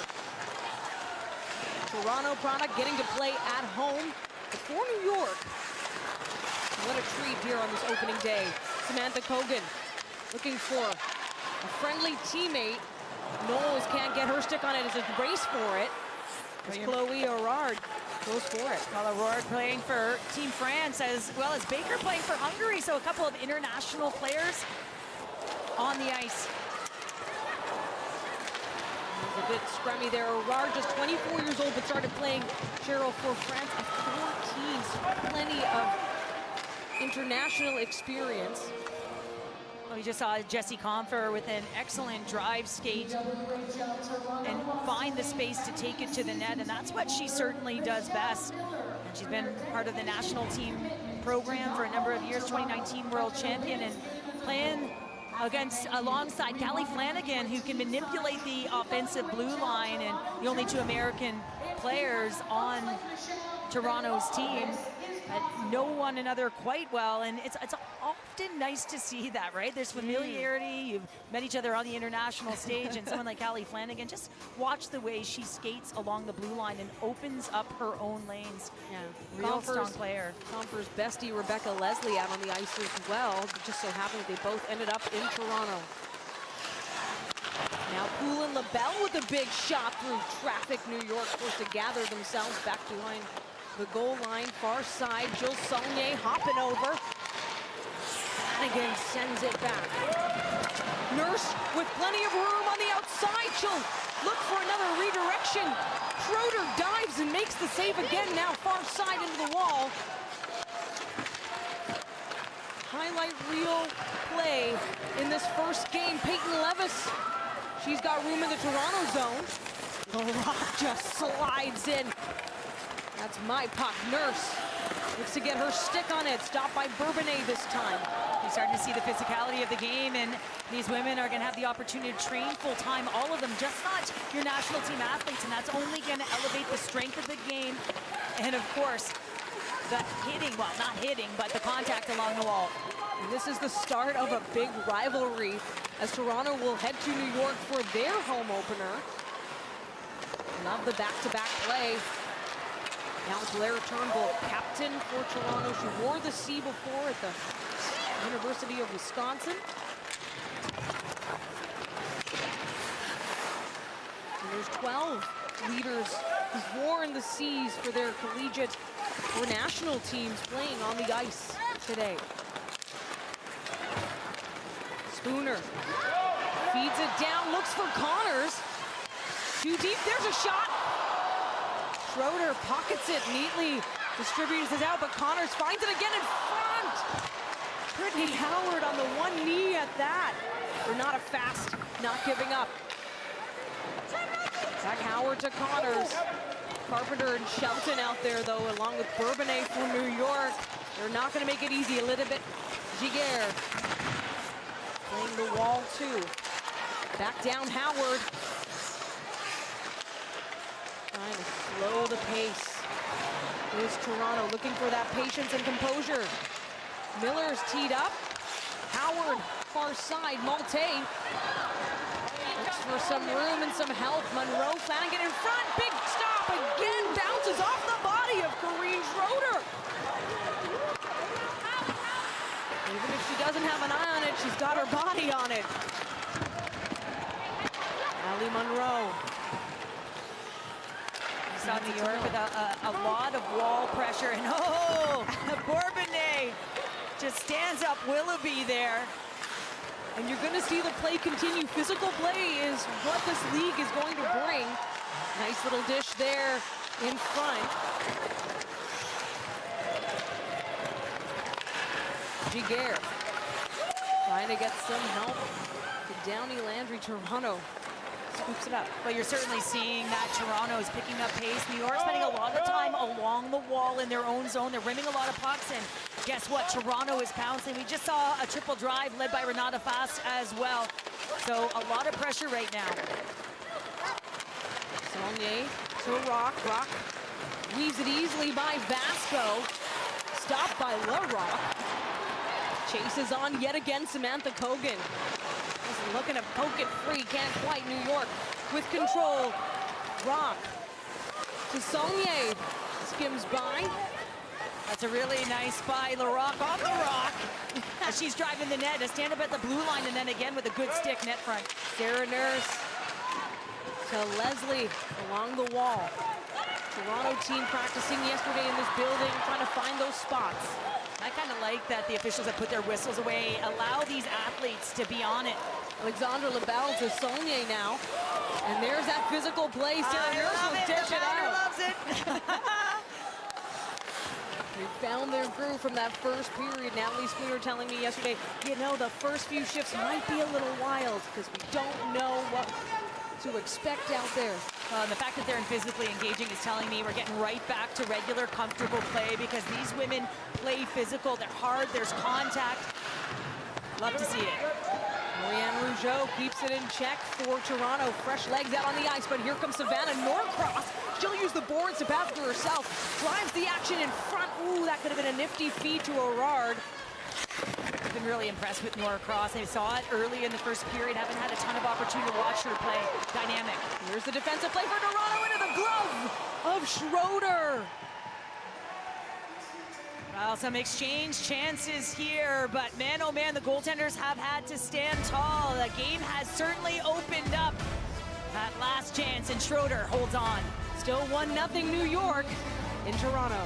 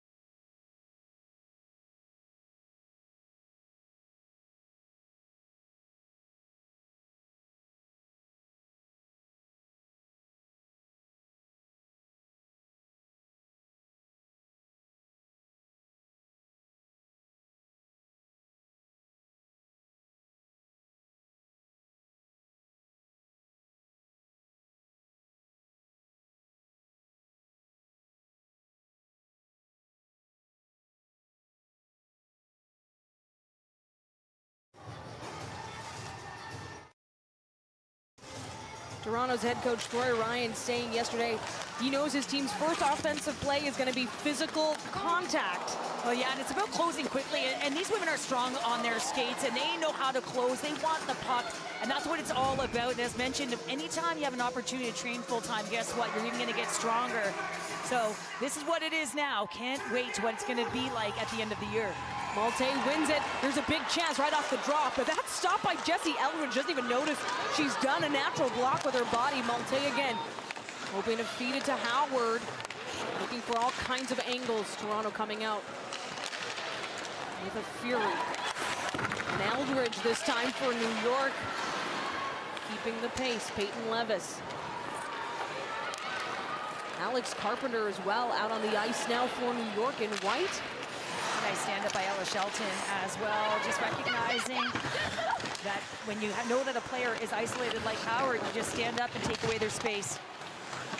Now in between the feet, here's Jessie Eldridge. She's stopped by Rebecca Leslie this time. Leslie just dipping and diving, looks to LaRock. And Rougeau Some missed passes there, but Laroque able to regain composure. But the action now in the Toronto zone. You can see there's no movement there, so Emma Malte has the puck, but she's got nowhere to put that puck, even to an area, because everyone is static. You have to find a way to be connected with some pace if you want to get out with speed. Flanagan, far side. Taken now by the other number 6 on the ice, Brooke Thompson. From Saskatchewan, 2 players from Prince Albert playing against each other in this game. And you can see the little hands and the mitts of Elizabeth Giguère, and she has been such a player in her career. I mean, she has just been outstanding.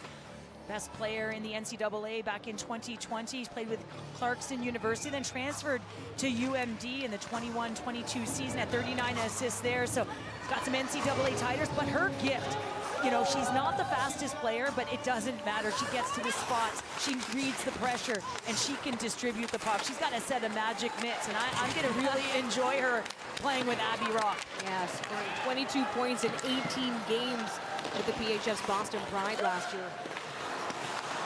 And now loose puck, open ice for Woods. Looks for that support. And redirect up high that time. Well, it would have been nice if we just talked about her and she'd scored there. Nice little stall to get that shot, just missed. She's listening. Now Rock through the slot. Will scoop it away from Fast this time. Dig it out. Rougeau chips it back. That's experience there by Rougeau, the savvy veteran. Recognized Saulnier. She's isolated. Step up, take her. She can't pop it to anyone. And again, Rougeau bringing her experience, along with Jill Saulnier, another veteran of the game, first ever Nova Scotian to play in a Women's World Championship, and then today, so many Nova Scotian connections on the ice. They open the door, here's a chance for Connors! Talk about maritime grit. Now again, Rougeau, that's a big stop by Saulnier. Do whatever it takes. Cut up those chances. Still 1-0 for New York after a first period goal by Ella Shelton. There's Maggie Connors as well. You talked about her, the East Coaster. And again, that one, catches post, and Corinne Schroeder has some unnecessary contact there. She plays on. Connors again will opt for the dump and change. No whistle, even with the contact on Schroeder. The game plays on, just in close. Down on the slot, big block by Zaffuto. And Malte's effort denied again.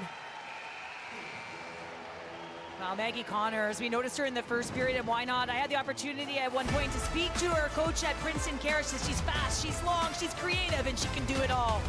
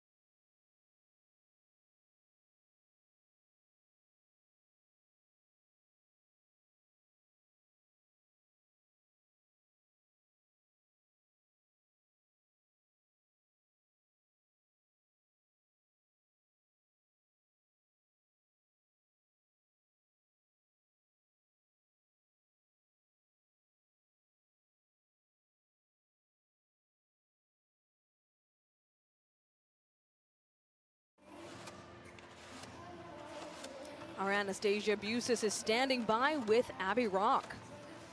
Abby, it is fast and physical out there. How's that that playing towards your game? It plays right into my hand. I love it when it gets physical and chippy like this. I mean, it's been a great game, and I'm happy to see the refing reviving today. It is very fun. Hey, what's the identity of this New York team? You're so important to the leadership. I think a big piece of our identity is that we want to work hard and have fun. I think we all love each other so much. We're playing for each other, and we just want to win because we have that heart with us, and it's a great thing to be a part of. It's easy to see. Thanks so much.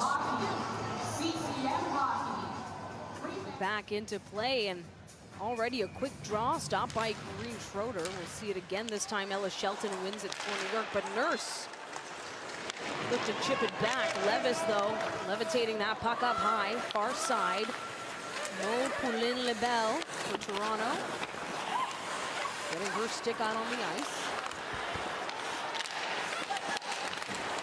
Ramping up the chances here now in the Toronto zone. Haven't seen too much play in this area in the second period. You see that exit from their zone. It's almost like that the weak side defender has to jump because everyone's on one side of the ice. It's how you're going to get out, or you got to use the middle. Alex Carpenter putting on the speed. Now Renata Fast looks to her longtime D partner, Will Rock. I think she was looking at Leslie, who was flying across the blue line. She saw her. Great vision on the ice, better than what we can see up here. And now, big chance in front. Elizabeth Giguère, exactly where she needed to be. Hobson shoots, and that one's stopped by Campbell. Well, New York is going to get a chance here, and it's going to come off of a line change, getting in behind the defender, and it's going to be Emma Woods, and you can just see everyone's following the puck on the turnover, and then all of a sudden, out of nowhere, comes Emma Woods, who's no stranger to scoring goals herself, and then backdoor Giguère, who has got the gift in the silky mitts to finish, but unable to convert. Again, talking about Emma Woods, preseason hat trick in the final game versus Toronto. Also scored the overtime winner to keep the 6 alive. Toronto 6, that is, of the PHF versus the Connecticut Whale. Yeah, Emma Woods, last time being in this building, was wearing a Toronto jersey.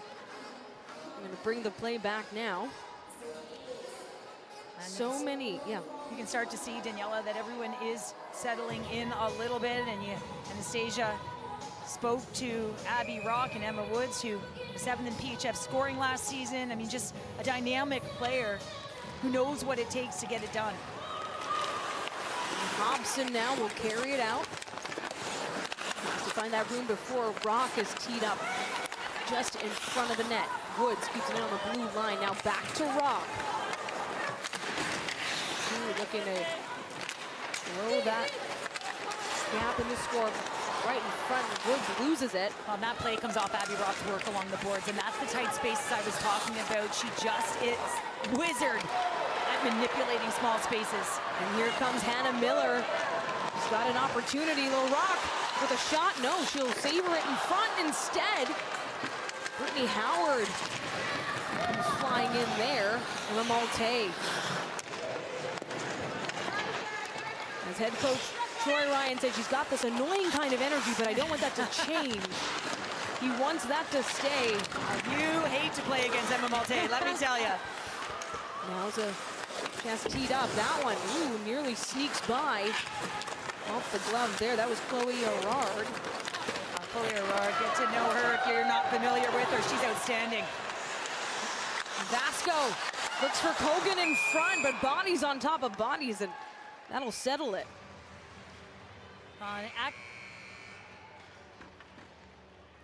And so the teams will take a beat here in the second period. Still 1-0 after that Ella Shelton opening goal of the PWHL.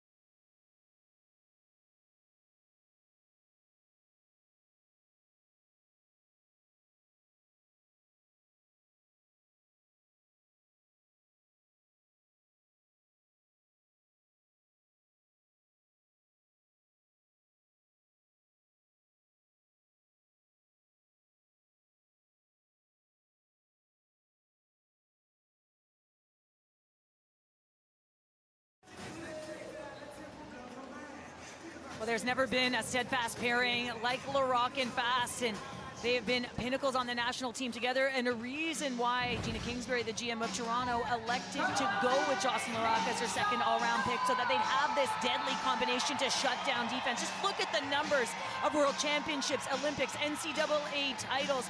Two athletes that know each other very well. I'm interested to see if Troy Ryan does split them up, however, to see how they look apart. And you know, you're working for the national team, yes, but this is your group, your day in, your day out, to see other looks.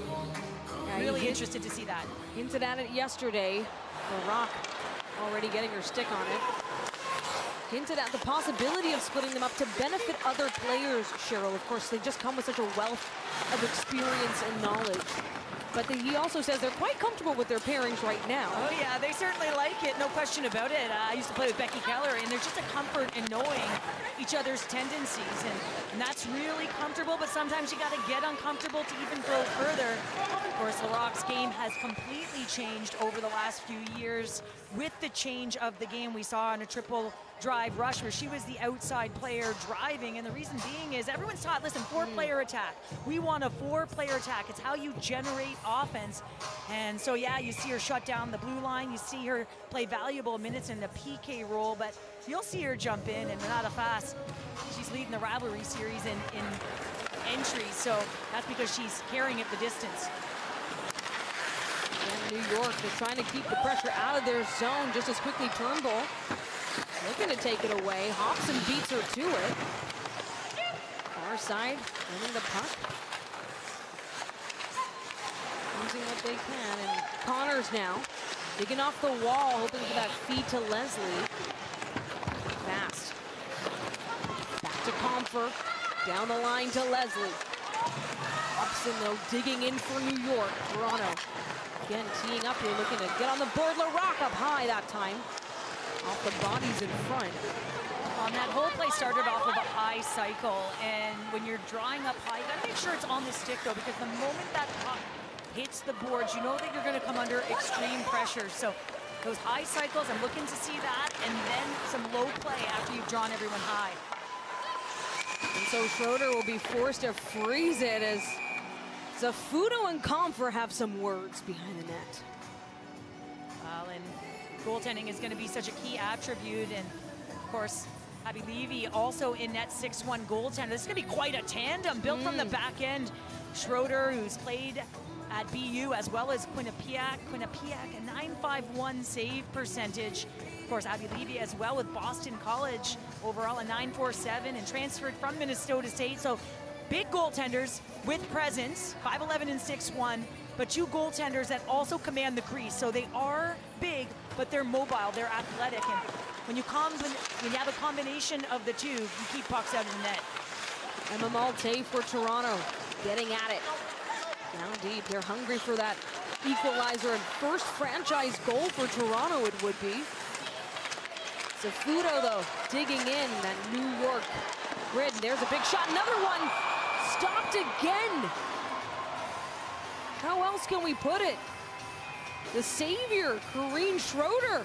Well, I mean, it's staying to task, right? And it's all about the open areas of the ice and making sure you find, again, play on the boards. And if you play on the boards, that's where this stuff is going to happen, just trying to put it up the wall. Nice play by Malte. She carries it off the wall. She tries to drive the seam, but she dishes it to Hannah Miller. Watch right here.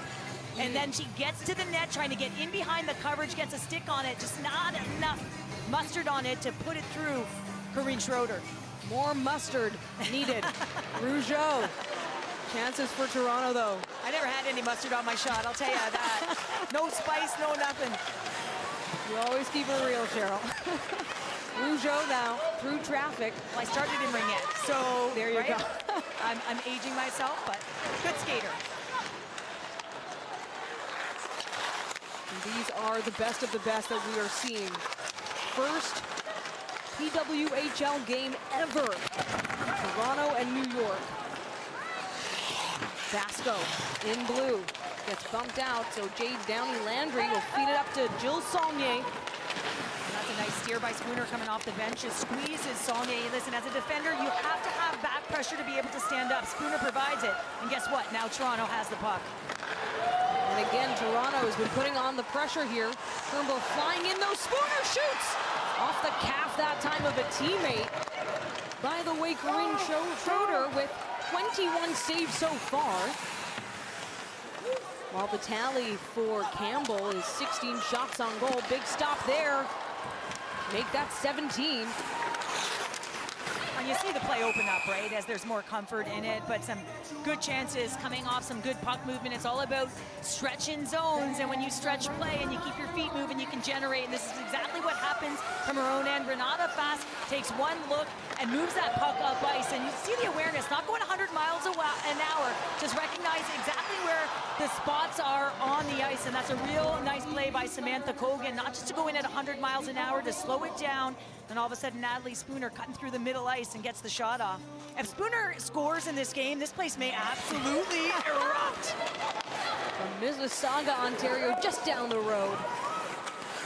Certainly a fan favorite, along with Sarah Nurse. We heard the crowd for those starting lineups, and they're dialed in right now in this back and forth. Again, Toronto sort of taking the lead in the second period, unable to get that puck on net just yet. Now coming up with speed is Leslie, looking for Connors. She shoots it. Some great defensive effort by Johanna Fellman. Great Team Sweden product. You're seeing the quick transitions that are happening now, right? Just not spending too much time with the puck. Look to move it right away, but guess what? You have to have an option, so you have to work off of the puck. I think it's the most important part of the game. Shelton tries to carry it over herself, but Spooner stops her. And again, dishes that to Captain Turnbull. You can always feel that murmur in the crowd when Turnbull gets her touch on it. In the offensive zone now, Spooner to Turnbull. Big poke check by Eldred to send it back the other way. Fast just closes out that lane. Oh, that's Renata Fast. That's the chip. That's the edge that she plays with on the international stage. Love to see it here. And now we've got Turnbull and Nurse. They can't connect. Instead, Bourbonnais will get in the way. Jamie Bourbonnais. And there's a big shot up. Just as quick by Howard Rougeau. Rims it around. Howard again. For that pass, Malte driving in the action close. That was a nice chance by Emma Malte, who's been all around it, but you know who's also been all around it? Renata Fast. And I'm telling you, if she can skate the game, I think she's arguably the best skater in the world, and it's all in transition. She recognized Eldridge. Keep in mind, they played together for Canada in 2022, won a gold medal together in Denmark, but no love lost here. You want that puck, you take it, and Renata Fast skates the game. She leads the rush. She will play in every situation Toronto has this year. Emma Malte will take this draw for Toronto in the offensive zone, and Fast once again with her stick on the puck. Howard teed up in the slot. She calls for it, looks for the wraparound.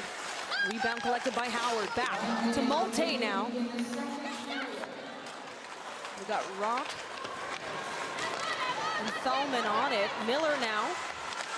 She's looking for room up high. Fast. Puck in the slot, got to bounce the rock up top and into the glove of Schroeder.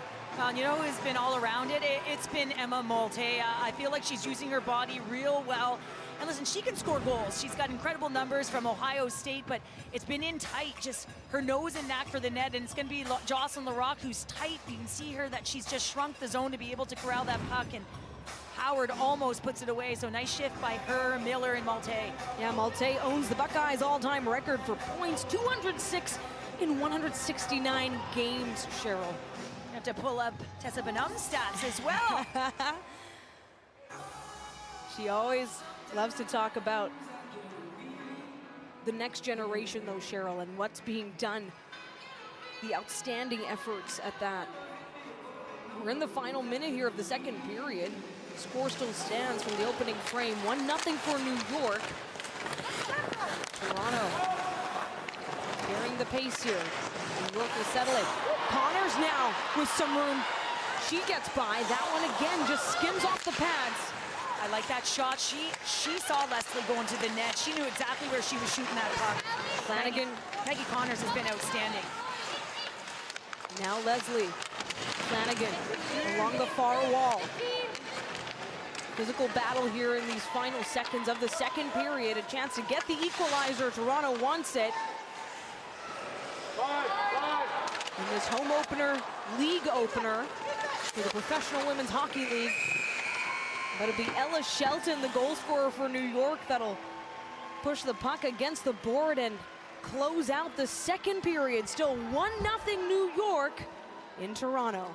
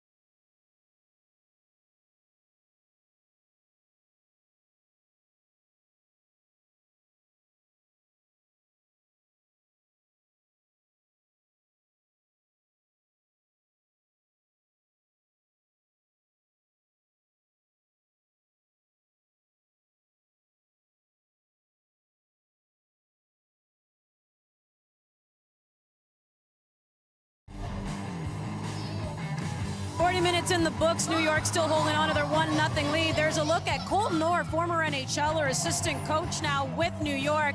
This is a guy who knows about physicality, over 1,100 PIMs in the NHL. Someone else who loves some physical play, that's Brian Berg, executive director of the PWHL Players Association. He's taken in the action here in the first ever game. And you know what? We're going to talk some physicality as well as we welcome you back to CBC Sports. Andy Petrillo, Tessa Benon, Soroya Tinker, and Haley Salvia. And we did see some nastiness out there. We did. I mean, as a former player, I think the number one question I got was, do women hit in hockey? And I think we have our answer here. There's definitely been some body contact happening. My senior year at Yale, I had 69 penalty minutes in 32 games.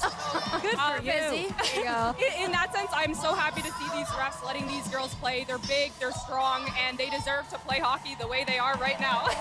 I'm a little bit jealous. I'm not going to lie. We used to have to do things sneakily. You make sure the ref's not looking right. Soroya, give him a little whack on top of the laces or behind the knee, but it's so nice to see, even in front of the net, to protect your goaltender. Sure, give him a shot. Why not? Oh, yeah. And this is something that the players have wanted. I did actually ask you if the players had had any kind of input when it came to hits. I believe when Jana Hefford had asked them, what would they like the game to look like, they said physical, and they asked Jana to ensure that they were allowed to play more physical, they were allowed to be more body contact, just no open ice hitting or dangerous hits. All right, Toronto trying to get back into this one, and they did have a very busy second period, Haley. They put 16 shots alone in that second at Corinne Schroeder.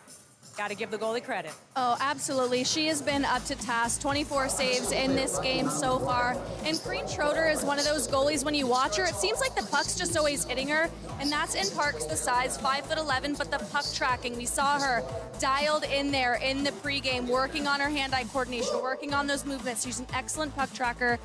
She can make saves in tight. She can flash the glove.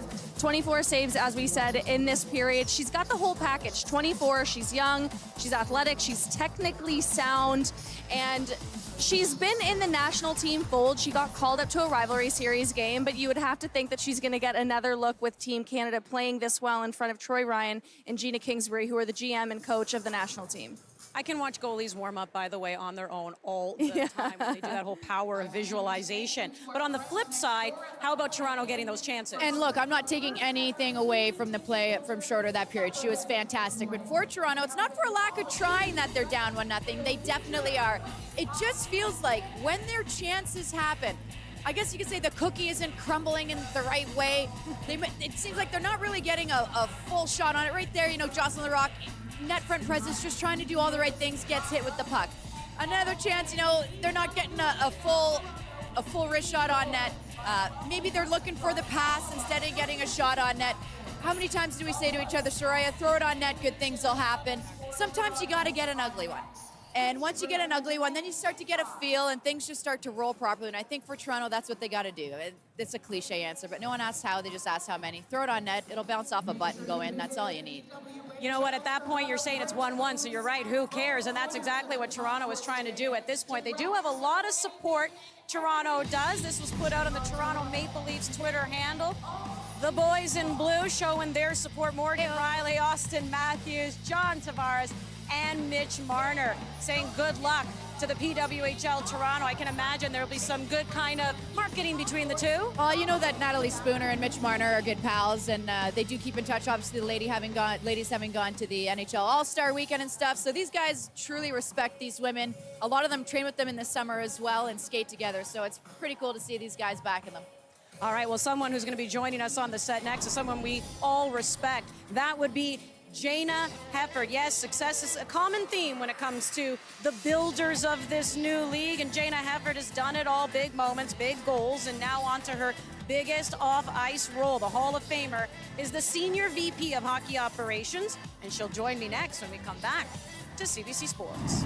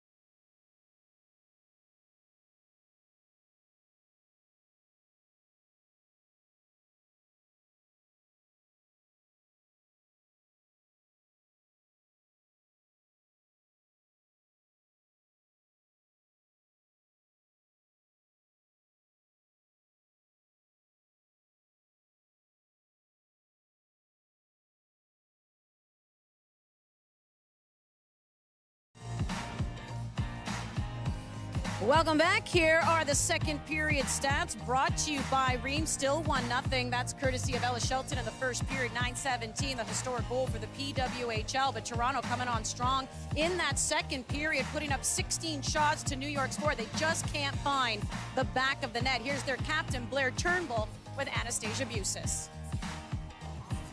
Blair, it looks like Toronto settled in a little bit, little nerves at the beginning. How are you feeling out there? Yeah, good. Like you said, I think it took us about 10 minutes to really get into the game, but I think that second period was a good show of what our team can do and just how good we can be when we work hard, and we try to beat them on the forecheck and beat them defensively. New York's had a few breakaways. What are you going to do to shut them down in the third? I think we have to get more bodies and sticks to the net. I think their goalie's playing great on the first shot, but I think we can do a better job of trying to win the net front and burying some rebounds. Thank you so much. Thank you.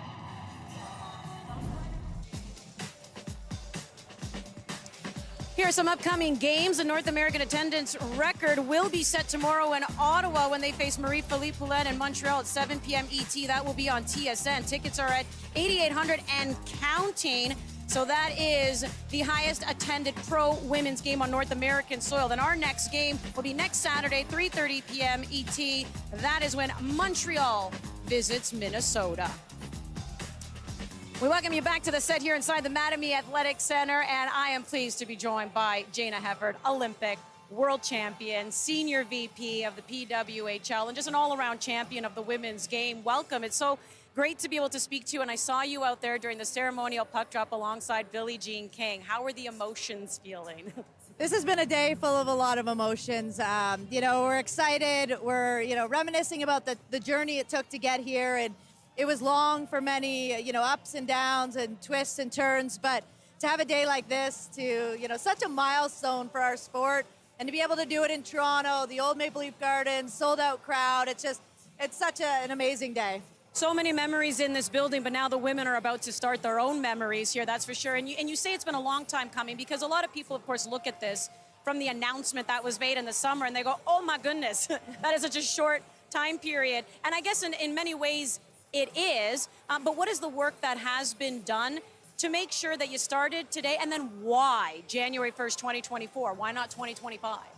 We made a commitment to the players really early on that we were going to do this and we were going to get them on the ice this season. So we didn't have the luxury of time, but we've had this amazing group of people that are so passionate and dedicated and committed.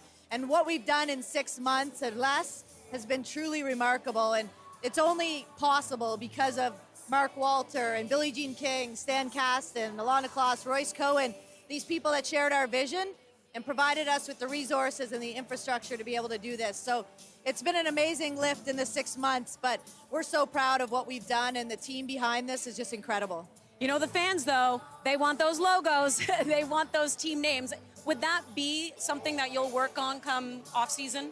Absolutely. We built everything from the ground up here. We started with no equipment, no skate sharpeners. We didn't have anything, and we had to find venues and hire staff and put everything in place to provide the professional experience that these women expected and that we committed to them.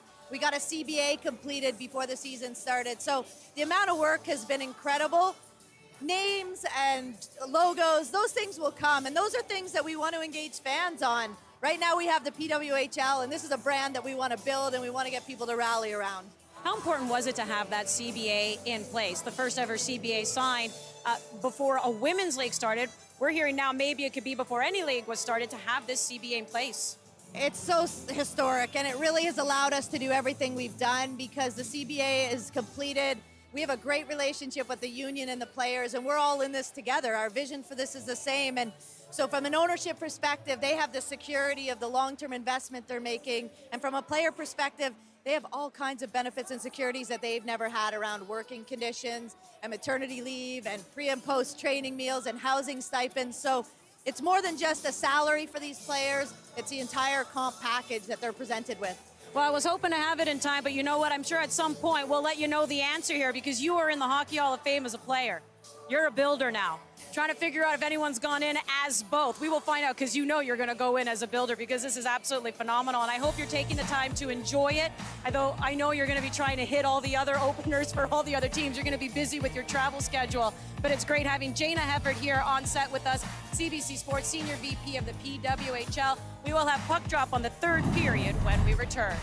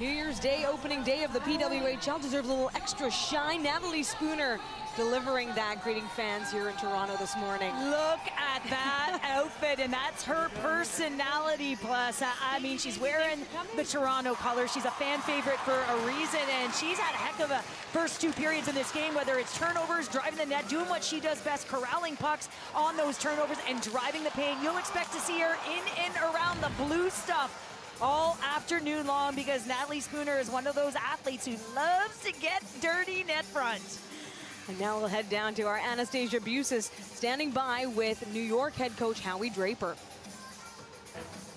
Coach Draper, when we chatted yesterday, you said, I don't actually know the peak of this team, but you got to have a little pep in your step after that 40.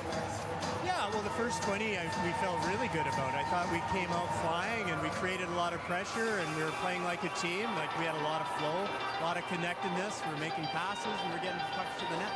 And as a result, we ended up getting that first goal, which is important in a big game like this. About the last 20, maybe we were playing behind a little bit. We were chasing. So playing against a good team, we have to make sure that we're trying to get that momentum back. You know Toronto's going to be desperate to find the back of the net for this third. How are you going to counter? Well, we've got a great goalie. That's number one. She's keeping us in this game, and that's the reason why we're still winning after this second period. But no, we got to get back to what we had going in the first period. We've got to make sure that we're pressuring, we're getting pucks behind their D, we're getting it low, and when we do have opportunities with the puck, we're serving each other. We're getting around each other so that we have offense. We didn't really have that in the second period. Thanks so much. Best of luck. Thank you, Anthony. Third period underway, great chances for New York, but big stops by Kristen Campbell. He was hardly tested in the second period. Only faced 2 shots on goal from New York. Meanwhile, Toronto had about 15 scoring chances, Cheryl, in the second. Well, yeah, I mean, they were showing their speed for certain. I mean, they were connected, a little more familiarity with this group, and you could certainly tell that they found their pace through that second period. I think it all comes to being connected. Make those 3-4 foot passes and then start to stretch, but it's all about stretching the zone once you're in it. But Corinne Schroeder, you heard Coach Howie Draper talk about her and what she's meant to this group, and she's certainly been solid. Nothing's gotten by. Alex Carpenter taking the draw there for New York. It'll go Toronto's way fast. Again, Toronto looking to get on the board here after that first period goal against by Ella Shelton. And you see that face-off play as Renata Foss takes it around. She tries to beat Schroeder short side. Renata Foss activating a lot here throughout this game. Brooke Hobson sends it back off the stick now of Fast. She gets nearly caught up on Connors, again in the neutral zone. Flying in is Leslie Flanagan. Looks to tee it up. And you can see that she's in on the forecheck, and conversely, New York in their first shift, it was Ella Shelton in on the hunt, so it doesn't matter whether you're a defender or forward. If you can be first on the puck for possession, you take it. Now the chase goes back the other way. Rock to Woods. That one actually stopped by Hannah Miller. Definitely felt that one. Malte to Howard. Malte setting up in front. Ooh, bounces off of Schroeder. Gets a piece off her glove. Back behind the net again. Brittany Howard getting crowded by Olivia Zafudo. Right in front, Malte. The closeness just rebounds back. Toronto keeping it in check. Flanagan chips it up high. Rock settles it down. Looks for Woods' far side. Olivia Knowles dislodges Malte. Again, off the bodies, keeps it right on the far side. Allie Monroe looks to backhanded. We'll send it far side instead. Shelton looking for a ride right in front of the net this time. Jill Saulnier will clear it out. But New York putting on the speed, going the other way. Now Saulnier has room right in front of Campbell. Big stop there, just off her pad, kicks it away. Again, Campbell relatively untested in the second period. Well, that starts with a quick exit pass. It's all about transition. You got to get moving right away before any of your opponent can get set, and that's exactly what happens, leads to that chance. Now Fast settles it back to LaRock. Turnbull chips it down, rims it around. You're seeing a lot of pucks dumped in, right? Because the D are doing a good job of holding the blue line, standing up. Oh, but here comes Carpenter, and she's pretty much all alone. She gets it, barred down! New York takes the lead 2-0 over Toronto, and the home crowd pretty quiet, Cheryl. Yeah, they've been silenced. I mean, it was all Toronto in the second period, but when you have the likes of Alex Carpenter is able to get this puck, and Schroeder's going to play it up the wall, and you can just see it getting by Renata Foss. Little chip play right there to Alex Carpenter, and I mean, she recognizes that she's got that space. She forces Campbell to go down. She is a gifted goal scorer. You can see how she loads that left leg, and then, oh man, that is top shelf. I mean, she is a goal scorer. Leads the rivalry series right now with 3 goals in 4 games. Just, she knows how to get it done. So Alex Carpenter gets her first goal of the PWHL after her first assist on that Ella Shelton goal in the first. And so Toronto hungrier than ever now. As New York was able to get on top, it's now 2-0. And Carpenter, Howie Draper telling me yesterday, the thing about Carpenter is she wants to win every single battle. Doesn't matter where on the ice, when in the game. And in that instance, he was able to get it by Campbell. Right in front now is Jaguar. She's also been chipping away at it, getting some good scoring opportunities, or at least being close by. Well, Alex Carpenter leading the rivalry series in goals, and boy, did she have one of the best goals I've ever seen. Look at that, one hand so good on the stick. Caleb Barnes with a beautiful dish, but look at this, the redirect reaching in front of her to beat Renee Desbiens, and that was just a beauty. I mean, she scores in many different ways, but it's her IQ. She's got a speed that you don't recognize, which throws defenders off. I mean, just outstanding. Bourbonnais looking for Shelton, now back around Rock. He's looking to send it back. Giguère's out on the ice as well, along with Woods. Again, Woods has been able to get it by Kristen, at least in the preseason, 3 times. Toronto with that strong second period, but unable to find Twine. Now, Caitlin Willoughby, University of Saskatchewan alum, gets caught up, and we'll go to the other great team. Emma Malte, though, takes it away. She's going to skate in. Emma Malte's been around it, Daniela. She's been all around it. And again, that one teed up. Could have been Howard to Fast. Now back in the near side corner, Bourbonnais will rim it around. Poulin LaBelle can't get her touch on it until the neutral zone. Howard. These big passes cross ice. Well, Howard presented that option. She actually moved completely the width of the ice to be able to get that pass. In New York now, Jade Downey-Landry looking for the pass to Saulnier, and she scores!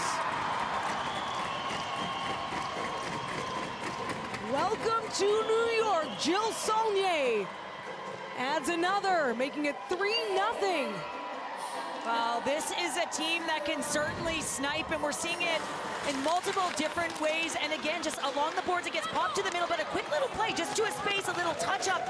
And now you've got the presence of mind to know exactly where you are on the ice, drawing the stick. And Landry does a great job here. Look at this little look off. And then she makes that gift of a pass to Jill Saulnier, who's driving the back post, and that's the key there. She knows she's gotten away from her check, so she drives the off post, recognizing that Campbell has to hold the near post because of where the puck is. Beautiful play.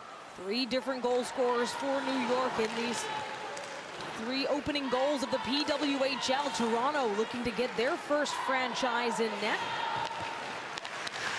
A big effort here for the road team. Of course, stacked with some local talent it is, but Sarah Nurse can find an opportunity. She's just got to chase, and Shelton will beat her to it. Nurse getting tripped up there. You're seeing a lot of these athletes and the skill that they have, just their deception. I mean, Jade Down-Landry on that goal to make that play, the original one, and then to make that gift of a pass. The reason why she had 23 points in 24 games with the Montreal Force last season of the PHF. And number 12,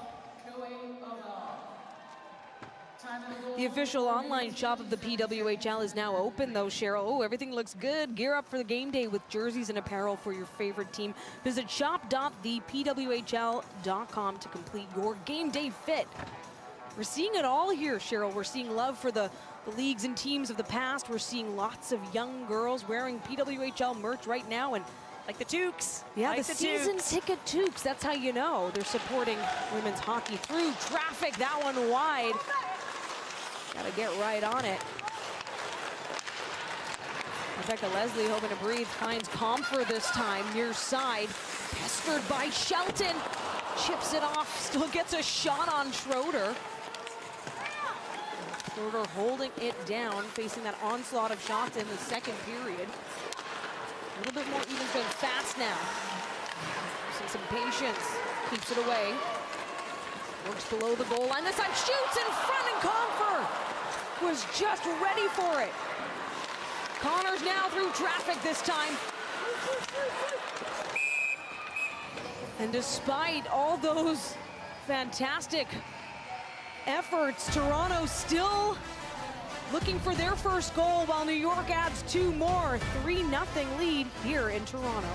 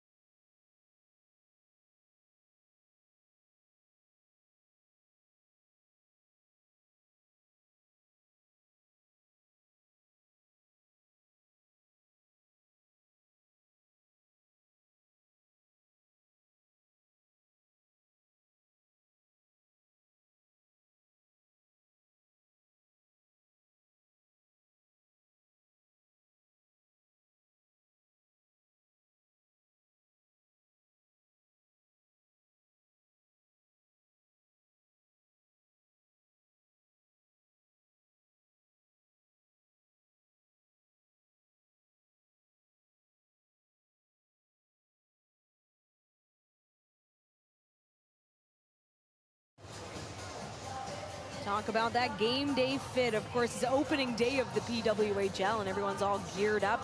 Fans young and old, but also near and far. Well, yes, in Gothenburg, Sweden, Destiny Tours has a group of fans at the World Juniors, but they're not just watching the World Juniors, they pitched in today. More than 100 people to have a watch party in Sweden because they did not want to miss the PWHL. So I'm telling you right now, women's hockey is alive and well. Buy your ticket, get your seat. It is alive and well in Sweden. Remarkable. When you are a fan, you are a fan. Well, all of Toronto's home games sold out for this inaugural season. There's plenty of tickets as well for other venues, and keep your eyes out there. Hot ticket in town now, right in front of chance for Molte, defeated through. Miller with some speed, big shot, LaRock, fans on it, wobbles out instead. Well, Toronto is almost sitting back in a 1-4. Four players almost staggered across the blue line, and Malte pounced on that loose puck. That energy we were talking about earlier. But New York able to find answers every time, and now a big chance here. Teeing it up Norcross, catches the body of LaRock instead. LaRock doing what she does, taking away the dot. Vespa feeds it, LaBelle up high. Oh, Campbell helped out by Hannah Miller. She's caught out of positions. Afudo taking it away from Howard, keeps it on side as well. Vespa working it through to LaBelle Bourbonnais. They'll take those long shots. Bourbonnais right in front, weaving in and again, and goal number 4 for New York. Just gonna keep adding to the tally.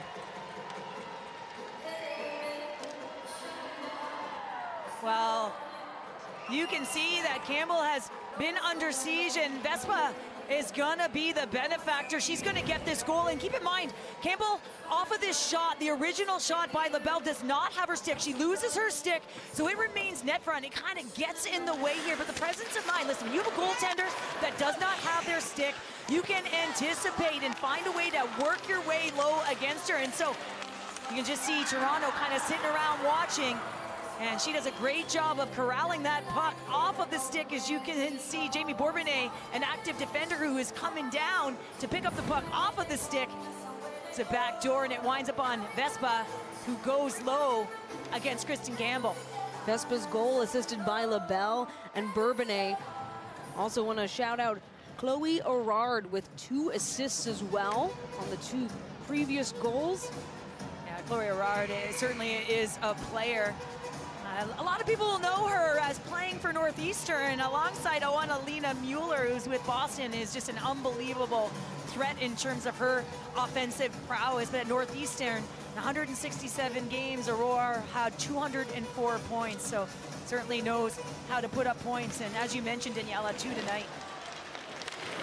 And so New York establishing dominance in this game. Carpenter now. She's just got to get by. That time, Campbell confident in net. Turns it away. The play stays on in the Toronto zone, and Carpenter will dig it out far side. We'll bat it back and forth. Shelton again. Just rims it over to Carpenter. Baker. That one stopped by Knowles. Can't see the puck pop up high. Peyton Levis. Not quite wrapping it around, just taking it near along the wall. They've been using it. Giguère getting in close. What a stop that time by Allie Monroe. Fahlman sends it over. Back behind the net, Abby Rock. She can't quite get that shot off again. Giguère. Setting it up for Rock, far side this time. Woods calling for it too. Rock. And there will be a penalty being assessed against Toronto, and this is a big power play opportunity for New York to just continue that dominance. Well, it's going to be Vasco who's going to go to the penalty box. Vasco, who spent 5 seasons with the Mercyhurst Lakers, but again, as you mentioned, in a 4-0 game, you got to be playing 5-on-5, or you've got to be on the other side of the specialty teams. And it's just going to see it at the bottom of your screen there, just below the goal line, and that's where the infraction is committed. And so now, going back to work is New York. An interference call gives New York the player advantage at a time when they've just been adding to their tally 3 goals in this third period, all from different goal scorers. Toronto knows that it'll need to score by committee, but they just want to get that first on the board. Right now, Shelton sends it to Rock. This is their power play unit, second time on the ice tonight. Big shot by Bourbonnais, bounced off by Campbell. Chance to regroup here. Shelton over to Rock once again. Disrupted Turnbull to get her stick on it. Nurse out there too, that's a big one. Stopped off the stick of Rougeau, getting down low. Through traffic, long lane down. Now Nurse, in her feet. Turnbull will take it this time. And to dump it. Electing to throw pucks to the net. I like Alex Carpenter because she's got great hand-eye coordination. She's smart, net front, and that shot misses. She's the first to retrieve the puck, which had some sustained pressure down in the offensive zone. Daguerre with a pass backwards. So Bourbonnais gets bumped by Emma Malte, who's taking it in on her own here and get physical. Crowd reacting to that. Toronto short-handed. Again, a short-handed goal in a PWHL game will free her penalized player from the penalty box. Well, it's pretty interesting. You call an interference penalty and then you don't call that, but at the end of the day, I mean, I like the physicality, but there is no contact. And apparently not on the ice this afternoon in downtown Toronto. And I gotta say, I do like the physicality within the game, but you can certainly see that tempers are a-flaring a little bit, and this is just gonna happen along the boards. Emma Malte up against Jamie Bourbonnais, who turns and gets clipped. And again, another one just trying to physically engage on their checks. Jamie Bourbonnais looks to be okay. Again, it's a New York power play. They have the advantage. I'm gonna be interested to see when they go back to camp for a rivalry series what's like. Bourbonnais, of course, Malte. Teammates with the national team at the moment. Teammates until you put on your PWHL uniforms. Yeah, it doesn't matter who you're playing against at that point. And the puck is loose up high and into the crowd there. We talked about tickets. Well, nothing beats watching your favorite team live. So get tickets to PWHL games to catch all the action. You can visit the pwhl.com/tickets to secure your seats today. I don't want to play spoiler, but as I mentioned, all 12 Toronto home games sold out. That's what happens when there's this appetite for women's hockey. I had a number of people reach out to me about getting tickets, and I'm like, I can't help you. I am sorry. I cannot help you. And I think that's just a wonderful thing when you see so much excitement around the game and the product on the ice, and just keep it going. Expecting a record crowd in Ottawa tomorrow night for Game 2, Ottawa-Montreal. But in this moment, Toronto, there's still time in this third period. They're looking for that first goal, but right now, 2 seconds left on a kill, their second of the game. Alexa Vasco standing up in the penalty box right now as the officials get ready. Defensive zone draw between Nurse and LaBelle.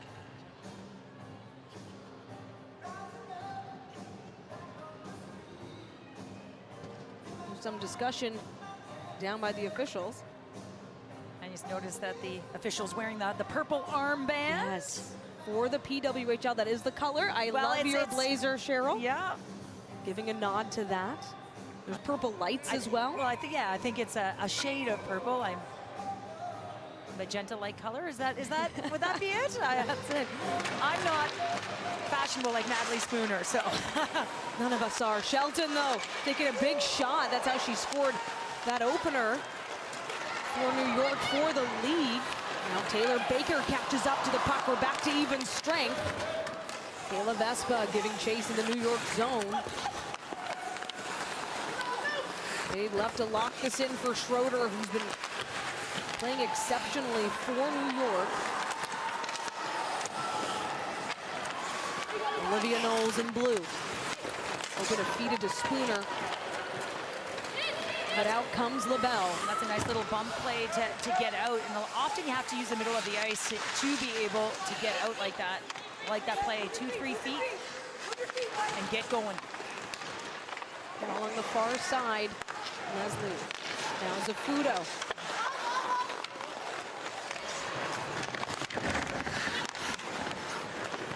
see that Jamie Bourbonnais steps up on Sarah Nurse. Sarah Nurse just had to angle herself a little bit.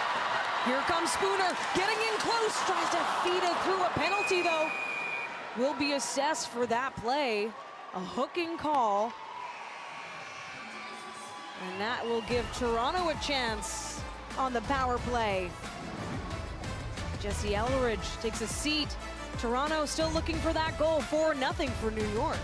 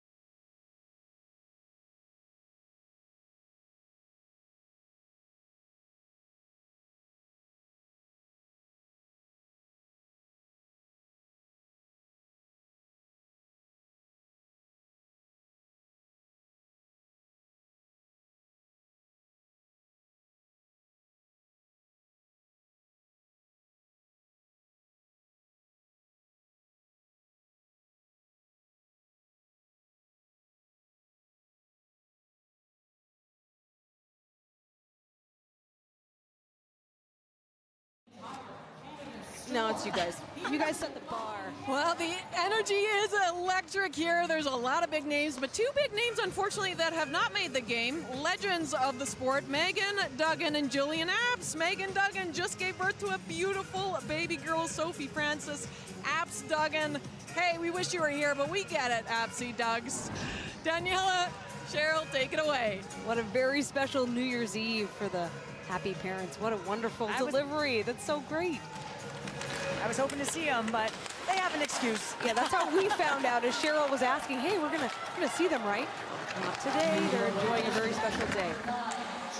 Back to the action here in the PWHL is Toronto fiercely defending their zone. Campbell has led in 4 off of 25 shots. Schroeder, meanwhile, with 26 saves so far.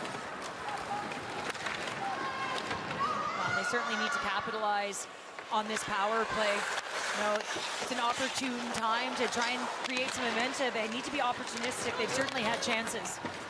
And Jessie Comfer, confident in her stride to come through. We'll have another penalty, another hooking call at that. It was Jessie Eldridge, by the way, previously, who took a seat in the penalty box, and she's gonna have a teammate join her, Jill Saulnier. It's going to be Jillian Saulnier, and Comfort just has a stride on her, and she's going to reach in. I'm not sure about that call. You're down a player at the time, and there's been a lot that's been let go. It's just a little bit of a hook, but it does get underneath the hands, and that's what dislodges the puck. So nonetheless, Saulnier is going to go to the box. A 5-on-3 opportunity here that Toronto absolutely has to take advantage of. Big chance for Toronto. Turnbull going to take the draw here in the offensive zone. Fast. Coming up, Spooner's there in front of the net too. Connors to Nurse. Nurse shoots high this time off the glass. Connors to Nurse. Tees it up. They're switching places. Now Fast. Quick little speed change.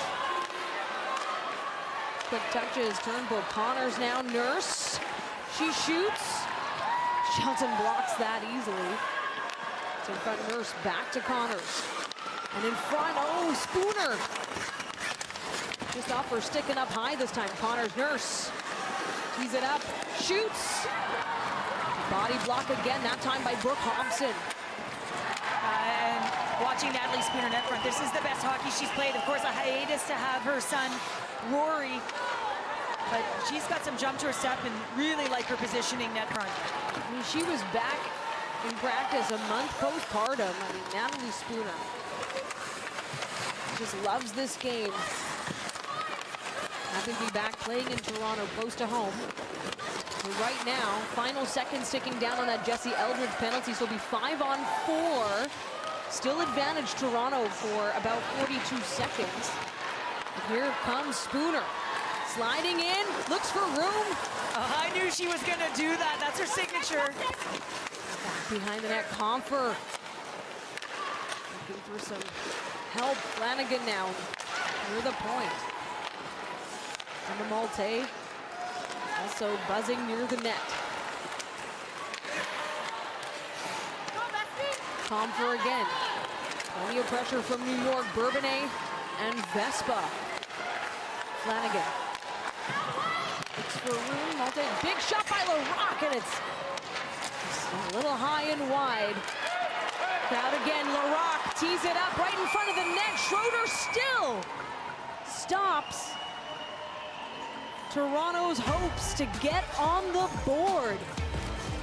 Counting things down here in the third. New York still up 4-0 over Toronto.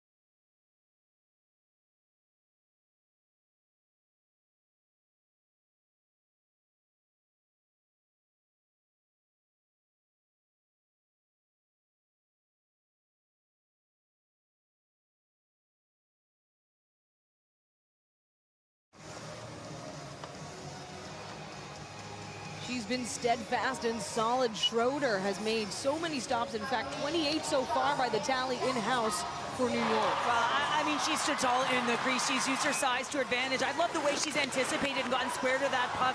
She's been able to hold on to them as well. So not any unruly rebounds that have been flying out in front all day long. And there she's able to corral and cover. She's athletic. I mean, for her size, she's got mobility. Amanda Alessi, her goaltender coach at Quinnipiac, said she's a rare combination. She's got size, athleticism, she's technical, and she's quick. The kind of goaltender that you build a team around. Well, they've got quite a tandem with her and Levi in New York. Toronto, though, in the offensive zone, trying to build that pressure. Rougeau can't keep it in from the blue line, so skim down or not a fast there to collect it. Maureen Schroeder, 6th round pick in the PWHL draft. Sometimes you got to move that puck a little bit quicker, or you got to be able to carry it in the distance, because now everyone's standing still at the blue line. But Natapasa is known for her wheels and her controlled entries. And now Miller in blue. They get intercepted by LaBelle, looks for Woods. Woods has room. Campbell, unsure, might have been an icing, but instead play on Flanagan up to Howard. And that feed disrupted by Brooke Hobson from New York. Hobson did a good job on Miller there, who was driving the middle of the ice and just took her. But again, Toronto getting out of their zone. They're hitting a player that is isolated, so the numbers aren't in their favor. When you don't have the puck to move someone to, Often it does not wind up on your stick for an opportunity in the offensive zone. So again, just connectedness. It's early in the year, first game of the PWHL, and we certainly know that everything is going to start to connect. It's incredible to just know that they'll be playing consistent hockey, right? That's what this is all dream. about, yeah. Consistently putting in that work. Johanna Fellman chips it up, finds Abby Rock just behind the net. Malte gets her stick on it. Giguère, so quick, sneaks in. Now Bourbonnais from the line. Woods, underfoot Fellman. That gets chipped up by Brittany Howard. She's got space. She's driving in close. Just a bit of a wide shot that time. Her teammates got her, though. Keeps it in and onside. Now getting in close again. Howard with a shot off the body that time. Monroe down deep. Weaving back. Johanna Fellman delivering that contact.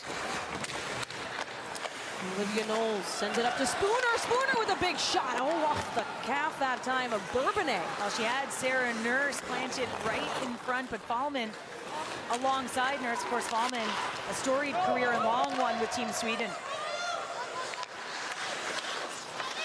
Allie Monroe feeling that pressure from behind by Downey Landry, already with an assist in this game.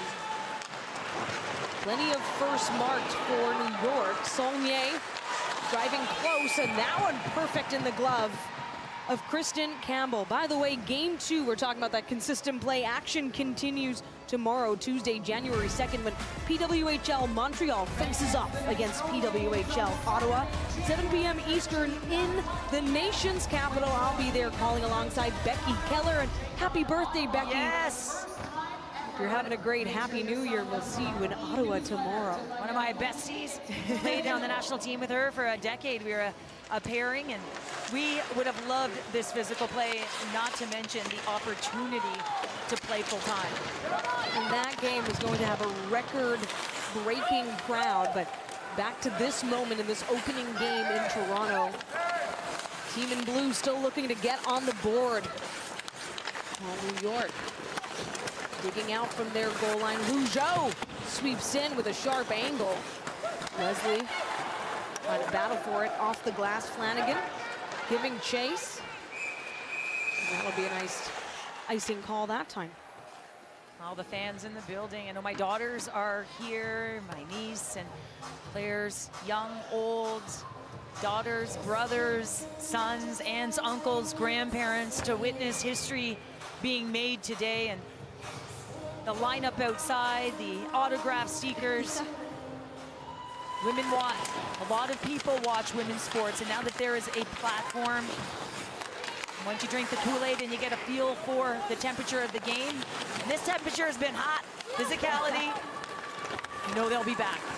Rivalry is born, of course, Toronto playing New York in their home opener. And then, by the way, circle the calendars. These two teams will be back Friday, January 26th, rather, in Mattamy. New York just defending their zone down deep. Saulnier chips it up. Rock, though, hands it back down. Wants to put it in play. And now a chance for Kogan. Anya Sovereign out of pass coming down the middle of the ice, presenting her stick as well. Just like a tripod, looking to redirect the puck if it would come her way. She's been real active for Toronto on the back end. And LaRock chips it down. Howard. Time is ticking as we approach the final minute. The final minute, Cheryl, of this inaugural PWHL game.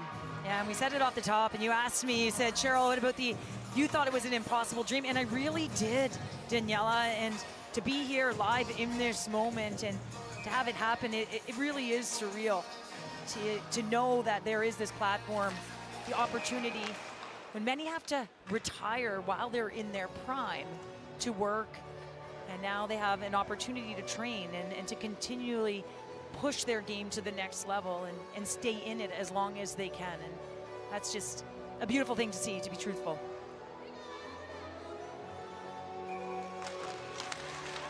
Carpenter and Malte. And instead. Campbell will get tested and put right back into her glove. And I think it also presents an opportunity for evaluation for so many players across the world that are so outstanding and highly skilled, and now they're going to get a much better look and opportunity if they do and hope to play for their countries at some point. And you know, the evaluation process, the best on best, just outstanding.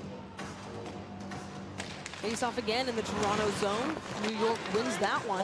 He'll opt to chip it down. Final minute of play. Toronto looking for that first goal. Emma Malte over to Flanagan, putting on the speed. Malte carries it up near side. Lays the crowd loves that. The energy here.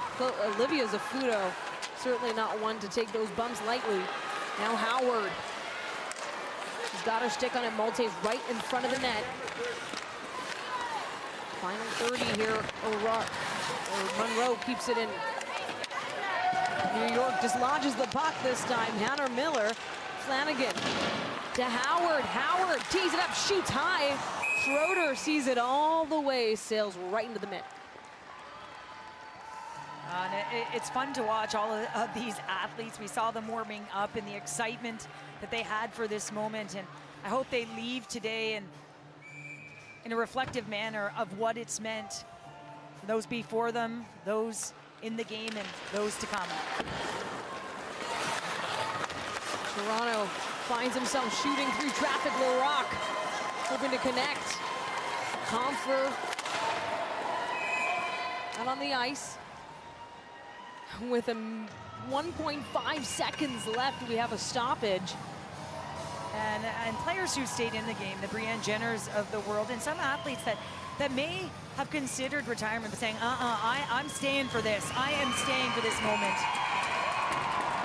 And that includes this moment as well. The very first PWHL regular season winner, New York. New York gets the first goal in the Professional Women's League off the stick of Ella Shelton.